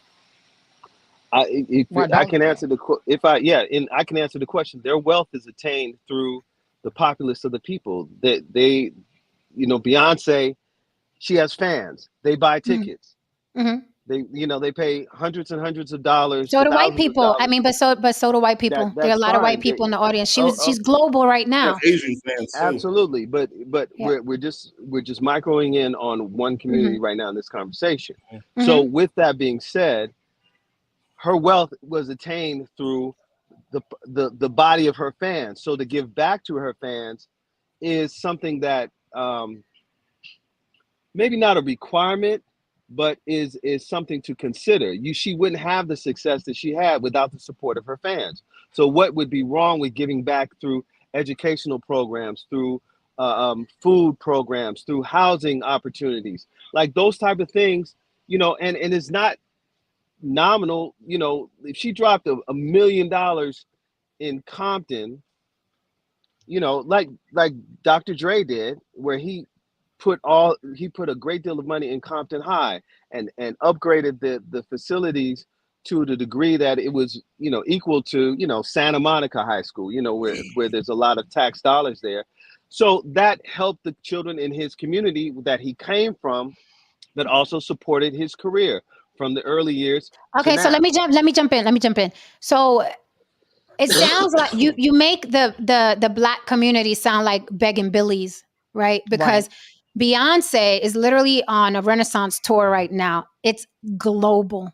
It is not in Atlanta and Chicago. It is global. People that don't even speak English are singing this woman's lyrics. Do you think that those people in Asia and in Europe who buy her records, who know every word, I don't fucking know every word on Beyonce's album, do you think that they're owed something back? And these people are regular working people in the audience in Asia and in Europe, and they're regular working people. They're not rich. You know what I mean?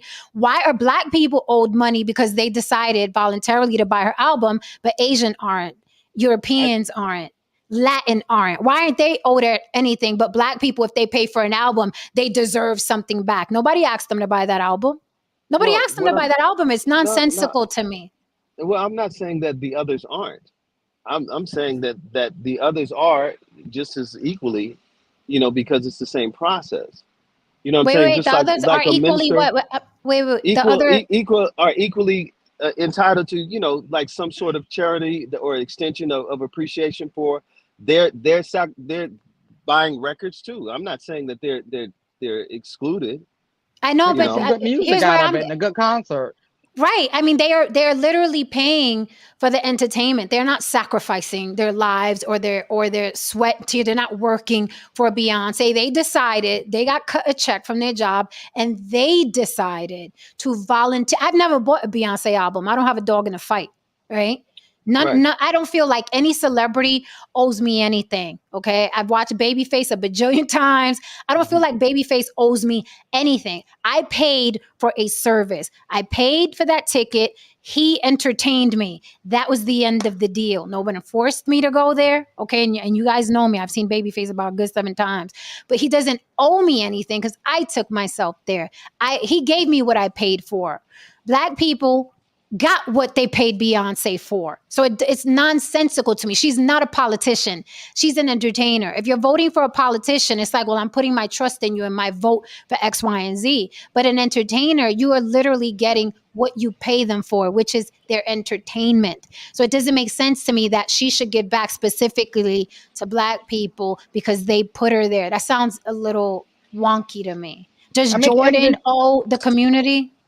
At the end of the day, Beyonce is a person with a job, and Beyonce is a person with a That's true. He job. did say that. So does like every black person with a job owe it to the black community to give back to the black community? Because there's so many successful black people. Beyonce happens to be one of them, but she's just one of the most visible ones. So it's always with the visible wealthy That's true. blacks That's that true.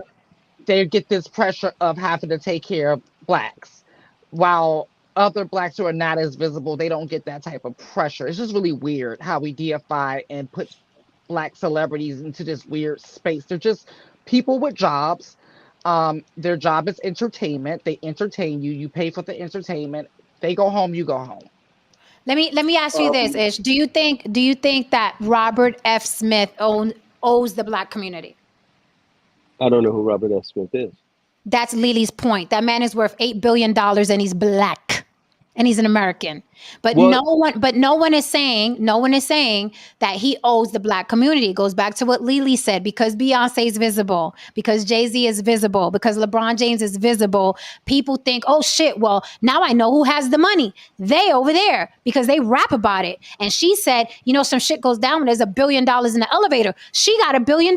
She owes me some money. It's because they're visible, which shows to me a hypocrisy, right? And people are full of shit. Robert F. Smith is a black American and he's worth $8 billion. Why aren't people beating down his door? Same thing with Michael Jordan. You went out and bought every fucking edition of the Jordan sneakers. The man doesn't owe you shit. He gave you what you paid for, his sneakers.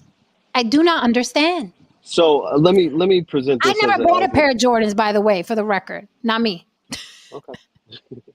They always say Neither did stuff that. about Neither Oprah. neither did I. But I would say this in relationship to that: many different groups, many different people take a cultural responsibility. There's a historical phrase called racemen that exists as far as identifying individuals who are saying, "Hey, I'm working. I'm about the upliftment of our culture or my race or my people." So you have individuals that carry that responsibility innately. So when you look at the Jewish community, Leor Cohen, he gets a phone call, and he mentioned this on VH1's Behind the Music, and says, "Be a good Jew," and it was dealing with the issue between Public Enemy and some of the statements that Griffin made in relationship to that. There was a cultural responsibility that was placed upon him in relationship to his background, his belief, who he is. So many different cultures do it. Many different cultures say if you're successful in our culture, that you should be the one to reinvest into our culture to produce more success from the culture, because no other culture will do that unless they're being predatory. So when you look at individuals that we see visibly, of course, those are the easiest targets. But you're right. Somebody like a Mr. Smith should be someone that says, "Hey, I will reinvest. I will be an angel investor. I will help uh, um, schools that need the support so that we can produce more intelligent children, stronger community, and empower a community that I come from." There's a sense of responsibility attached to that, So so I don't so see so anything let wrong me with that. okay, but here's the thing. Here's where I think it's wrong, okay? And you missed it earlier when I said black people have the biggest hard on for Jewish people on the face of the earth. Like black people, it's like for Jewish people, their hard on is like it's mountainous. It's like fucking the Empire State Building. Their hard on is so big for Jewish people. I don't know why the continuous and constant comparison. I was talking about this the other day. Y'all are not Jewish. Y'all will never be Jewish. Now, a couple of people jumped in the chat and said, we are the original Jews. It means squat because you didn't do anything with being the Right. original Jews. You didn't do a fuck about being the original Jews. I don't even know why you say it. I'd be embarrassed to fucking say it. You should stop fucking saying it. Okay. So here's the thing. When you're talking about someone like Lear Cohen, be a good Jew. Black people do not consume. They do not spend. They do not treat each other. They do not come up with each other. They're nothing like the Jewish people. So when you say, well, look at what Lear Cohen did, it's like you're acting like the stepchild. You are not the biological child. You will never get treated like the fucking biological child. Like, to me, it is fucking asinine and delusional. when you look at how the black community spends money in their community in comparison to the Jewish people, how dare you fix your mouth to say, well, look at what Lear Cohen did. When the black dollar lasts how long? A couple hours in their community? A couple hours in their community. So you really want to compare yourselves to the Jewish people? I think you must let go that you are not Jewish. You will never be Jewish. You don't think like them, spend like them, build like them, collaborate like them. Y'all are not that, right? And I feel like if the black community made something for themselves, a way to spend, a way to live, develop a culture that's their own, instead of let's be like them. You will never be them. You will never be like them. It is stupid to keep bringing them up. You are not them. So Jewish people do not do a line 3 blocks down for a pair of rubber sneakers made in China. Culturally, you are not them. You are not them. I don't understand why you don't let it go. You are not them. So let me respond to that. Wait, really quickly, commercial break. Thank you for the super chat. David Dillon says, the topic of United States reparations is moot. No clear objectives. We don't know what that even looks like. Congress will never pass it. Sorry, whatever emoji. I just need to say And you something. can address that. So let me just respond to that. Let me respond to the super chat. To the super chat. Let me just respond to the super chat. Well, wait. Let him respond to the super Hold on, chat. Haran. Let him respond because I just went off about the whole Jewish thing. To super chat. Now I don't, and we'll talk about the Jewish thing we can, but I'm just going to respond to the super chat. There are clear objectives. If you look up in Cobra, CORBRA, there are clear objectives when it comes to reparations. Do your homework before you just start doing discounting. Go ahead, Haran. Look, listen, you don't have to press fucking Beyonce or LeBron or so on and so forth. I just said press the fucking black church. Why don't you press the NBA? Why don't you press Nike? Why don't you press BET? Why are you on the neck of one fucking person? I agree. Climb on the neck of one fucking person is some cowardice shit. When you can go after a whole fucking conglomerate, you know what I mean? Absolutely agree. That's some ballsy shit, but you won't do that. A lot of you won't do that because it's easy to come on the neck of one black person who, at the end of the day, is just a rich employee. Oh, I absolutely agree. I concur with that. Alpha Omega says, go ahead. Communists don't believe anything belongs to Beyonce. It belongs to the people. Okay. And he does. Thank you for, he absolutely does. Robert Smith does kickback. He does a lot. But, it's just this, to me, it's silly. Black people constantly, I'm telling you, they aren't biggest hard on for Jewish people I've ever seen. Just a hard on. Well, when there's so many things that you should be concentrating on where to get money. The black church has, it's like the black church, and we're talking about, it's like, no, Beyonce, we made her famous. We put her there. No, you fucking volunteered like a fool to make this woman rich. And now you want her, now you mad at her because you made her rich. That doesn't make sense to me. Well, let me say this. In relationship to the look at the thought process. I'm mad at you because I made you rich. I can't understand a lot of the thought process. I just sit back and I just. And I'm not saying that we should be, sticking up Beyonce or whatsoever. I'm just saying, like there are things that people have done for their communities that they came from. That gave Dre as an example. Diddy has a school in Harlem that he puts money behind and he visits periodically. So there are, different entities that have done that in giving back to their community to facilitate the needs that may not have been met by, the institutions of the government. Going back to the Jewish issue, you're absolutely right. We will not be Jews in the context in which you're speaking.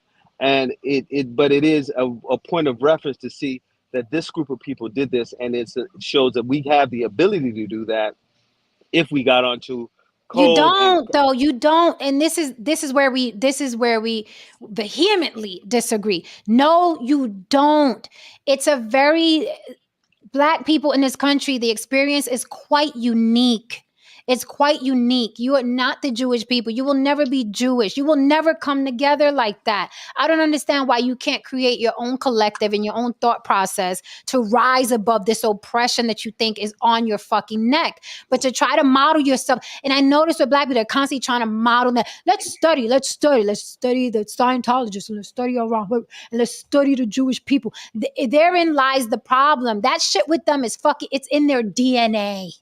That shit is in their fucking DNA. And you think, oh, it's good. If that was the case, Tony Robbins would make everybody wealthy. All these fucking clowns, these YouTube coaches would make everybody a stud. Andrew Tate wouldn't have a million flying monkeys. There would be a million Andrew Tates. That's not how leadership works. That's why there's one guy and a million people in the chat. That's why there's one guy and a bunch of idiots buying his coaching dating plan. That is not how it works. What leader do you know made a legion of leaders? Never once in history. Never once in history, whether they were dictators or nice guys. Leaders do not make leaders. They make followers. Elijah Muhammad did. He did not make leaders. Y'all are followers. He made Muhammad Ali. He made Muhammad Ali was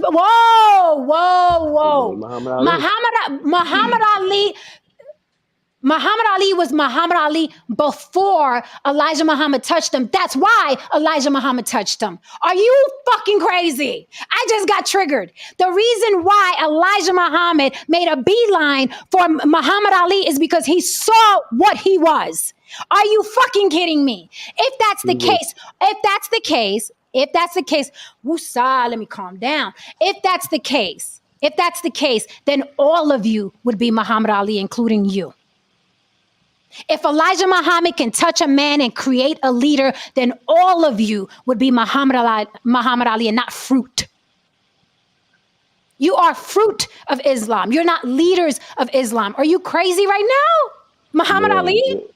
Muhammad Ali. Everyone has somebody to answer to. Muhammad Ali. Muhammad Ali. Yeah, well, that's just a part of being organized and being structured. But at the end of the day, there are a great many leaders that have come out of the nation. If we're going to just talk about that specifically. No. I disagree. Out of any organization that has existed from that time period to now, had no organization that's produced leaders like the Nation of Islam. And again, Muhammad Ali was just a boxer who won the Olympics, and that was it. He was not a public figure. He did not have a message in his mouth. Okay, but here's the thing. Hold on. What distinguished Muhammad Ali from any other athlete was that he had a message in his mouth. Now, but that message did not come from his own thoughts. So that message came from the teachings of the Nation of Islam, and that's what made him a head and shoulders above the rest. Everything that he espoused was the Honorable Elijah Muhammad's teachings. So the Honorable Elijah Muhammad made him. He didn't make the nation. Okay, first things first, I don't know where you got Muhammad Ali made the nation from. You pulled that out your ass. I don't know where you got that from. What I said was Muhammad Ali was a force as Cassius Clay. Elijah Muhammad spotted him because he was a force as Cassius Clay. Okay, that was the hard on. That was the turn on. But the Nation of Islam does not produce leaders. As a matter of fact, all the leaders are quite missing, aren't they? Malcolm X, gone. Khalid Muhammad, gone. Okay? So don't tell me that they make leaders because and Reza Islam, he's next, okay? Don't get me to talking. Whenever someone comes out the nation and they are a force, they fucking disappear. Okay? So throughout, and I know that you have a biased opinion. How and ever, I go back to what I said. There hasn't been one leader on fucking planet Earth, good, bad, dictator, not John F. Kennedy, whatever the leader was, whether he was a tyrant or not, they never produce leaders. They produce followers. The reason why Elijah Muhammad looked at Muhammad Ali like we could do something with this Negro was because he was Cassius Clay, and there was no other boxer like Cassius Clay. So me being a leader, I would have fucking took Cassius Clay too, because I would have been like, this Negro is not scared. This Negro got a big mouth. If I can give him my teachings and he could use that big fucking megaphone and mouth of his to preach what I'm saying, then I got me a nice mouthpiece for the NOI. That's how leadership works. He wouldn't have touched. So why didn't he touch any other boxer? If you know, he touched Mike Tyson too. But if I can't. I'm just giving you. I'm giving you the history. I'm giving you the history. I mean, if you really but that's funny. Like out of all Jen. the boxers, he chose 2 of the greatest. Like, Jen, can you put up the Hodgkins comment? Can you put Hodgkins comment?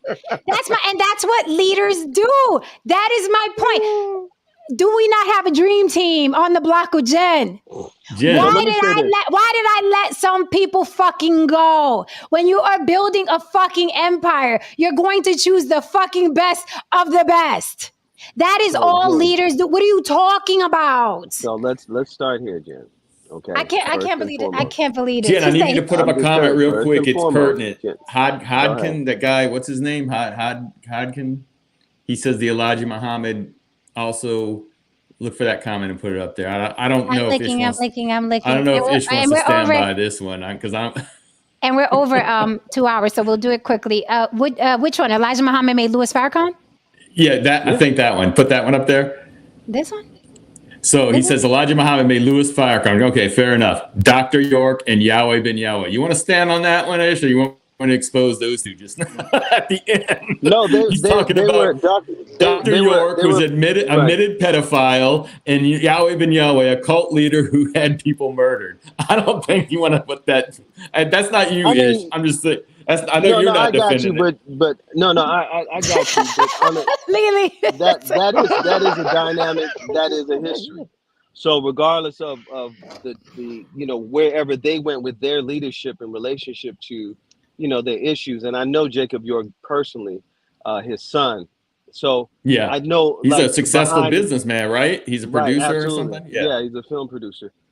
So I understand the dynamics a little bit more behind that scenario, but which I don't want to really speak to in relationship to that. I understand that was a personal conversation, but when you're talking about the different entities that's branched off, or individuals that were influenced or taught by the Honorable Elijah Muhammad, there are a great many individuals that became leaders in their own right based upon the foundation of these teachings. Some of them, like Dr. York and Yahweh bin Yahweh, created their own scenario because they wanted to be the guy and didn't want to fall into the responsibilities or the structure of the nation. But they were former members. They didn't want to be followers.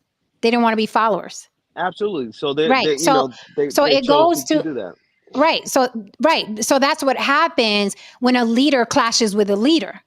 That's what happens when a leader clashes with a leader. But the point of a leader is not to create other leaders, especially in religion. That is not their focus. Let me finish.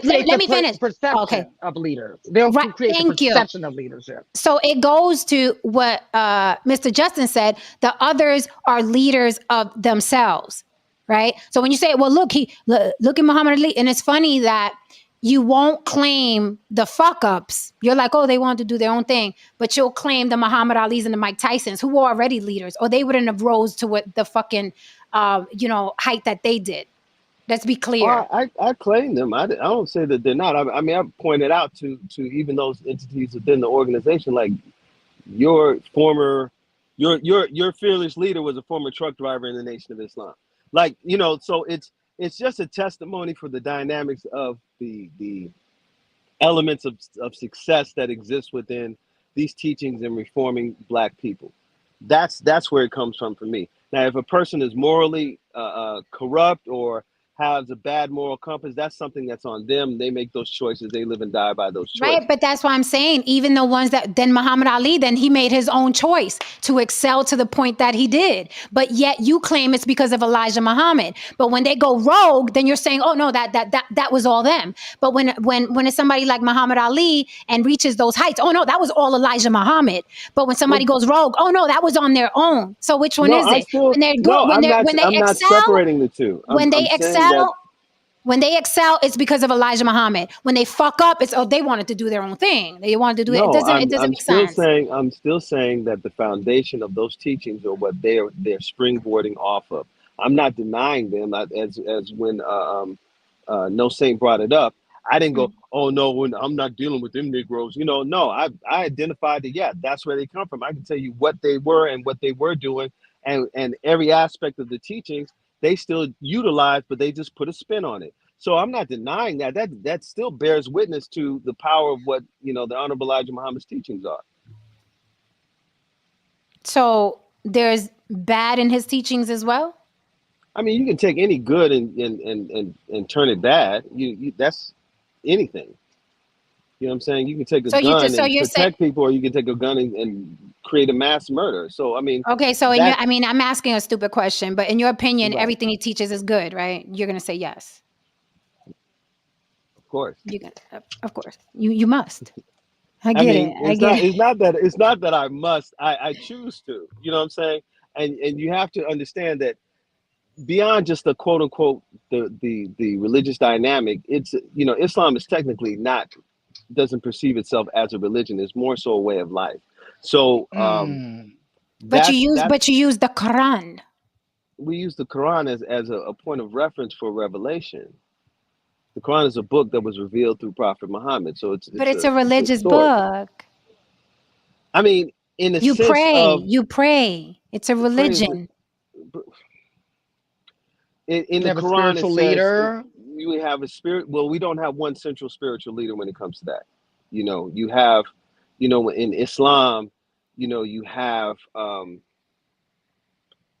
you don't have it's not like the Pope. You don't have that type of situation. That's just not how it's designed and practiced. Interesting. So even in the Quran, it says, I perfected for you Islam as a religion, but it's a way of life. And that's a quote within the Quran itself. Well, listen, I must be a weirdo because I believe in making other leaders. Very specifically, because if I fall, I could fucking lean on them and vice versa. Okay, exactly. That's how I think. I'm not gonna the end all be all, and then you fucked up and it's like, well, I didn't teach nobody nothing. No. Can I just want to say something. I saw the guy with the comment about the leaders also come back and say Dr. York wasn't convicted of being a pedophile. He had multiple RICO, child molestation, and financial reporting charges. And I believe I saw him admit to this in front of a court. So there's a lot of that. But what's really interesting, I don't know how much you know about Dr. York. Jen, do you know anything about him? I've never heard that name. So look up the Nuwaubians. And it was in Atlanta. It's around where Lily used to live in Atlanta. They had a Egyptian pyramid temple. Mm-hmm. Yeah, it's very. Well, you know what happened with that was that okay, but to answer to help Jen with knowing who they are. Remember the guys back in the 80s and the 90s that used to stand on the corners and in robes and sell incense in New York? A lot of cats were doing that shit back then. but I'm talking about in the white robes. They had that was their thing. They had these robes that they wore. Yes. That's Dr. York's crew. Okay, I do remember them. You said the white robes. They still out there in Atlanta. They still out there in Atlanta doing the same thing. Wait, there was a documentary on this guy, right? Yes, several documentaries. Okay, several. All right, so I know who this is. ID Channel did one. You've seen them. ID Channel did one. I mean, ultimately, you wouldn't have the like an Egyptian, right? You wouldn't have the Force MDs if you didn't have Dr. York. Let's just say that. How are those even connected? Well, at least something good came from it. Right. But you just messed up tender love for me. You just messed up tender love. Stop ruining my life. Jesus. So I like this question here. And I know we're about to leave. How would the FBA prevent reparations from being hijacked? That's interesting. Uh-huh. How would the FBA prevent reparations from being hijacked? First of all, what do you mean by hijacked? Like who's going to take it? Who's going to take the Who's going to take? Like Who I are you said expecting earlier, to take white it? people gonna get their cut. Right. They gonna get it. They gonna get something. That's gonna be But taxed. if they're the ones in charge of it, of course they're going to get a cut. George is first in line. You heard him. As far as Yeah. in my opinion, that word prevent is heavy because going back to like what No Saint and Haran said, uh, these people are too comfortable. Like, you understand, reparations would be like, in my opinion, something extra that you get. But people are comfortable. They're watching football. They're watching power marathons. They're able to buy their Jordans. They're able to get their fast food. Like, people are comfortable. In my opinion, in order for there to be civil unrest or what, people would have to be desperate, like dying, and no one is. Everybody's chilling. Everybody's like, reparations. Oh, you heard what he said, and then they go back to their football. Right. So Well, what I'll I don't. say though is what I want to say, like there has to be, like, when you look at, I'm involved. I have two different people, two different groups that go to the Congress and fight for interests that I have. Right, I have the Veterans Association, which is a big group, and I have the Firefighters Union that will go to Washington when things are going to try to get us different funds, to try to get us, if like with someone getting cancer, to try to get that underneath where you can get, so you have to have a political block, and that's the only way I think. But that would take coming together and agreeing, and that's the biggest thing, is how do you get everybody who wants reparations on the same page and create a voting block that's not just voting for the Democrats or the Republicans, but actually going to Congress and lobbying that have some kind of power. And if there are 40 million people in this Everybody country, wasn't on the same. Everybody wasn't on the same page when it came to slave rebellions, and everybody wasn't on the same page when it came to the civil rights movement. That shit happened. You just need enough people to actually get shit popping, and things will change. There'll never be absolutely, and you have and just like you have a congressman that already has the and I forgot the what it's called. I can't Google it right now, but Conyers is the congressman that set up the reparations bill to be heard in Congress and to set it up so it goes through the process of the system of Congress. So there are politicians that are there that are behind it and in supportive of it, that are doing that portion of the process, and then there's the other activists that have done the research and are inspiring the masses to get behind the whole deal. So INCOBRA is one of the more credible and legitimized organizations that have been going and dealing with this since the 70s. Well, on that note, we're going to close. Thank you so much, everyone who contributed. Block, fall back for 2 seconds. I got to tell y'all something. Also, I'm happy because I'm getting 2 checks. I'm getting one for being Puerto Rican and one for being Black, according to Godfrey. So I'll leave it at that. On my 2 checks. Dos cheques, pendejo. All right, Ish, thank you so much for coming up and contributing and standing 10 toes down on your beliefs. We will see you again. Come back whenever. Mi casa, su casa. Thank you so much, chat, for holding me down. And thank you for the super chats. And I see everybody in the chat is hungry. Go get your food. And we will see you back here tomorrow. Thank you for being brave enough to, take this one on. This one is spicy. Long as we good at the end. All right, guys. Good night. Thank Peace, you. everybody. Hit that like and subscribe on your way out the door. Gracias.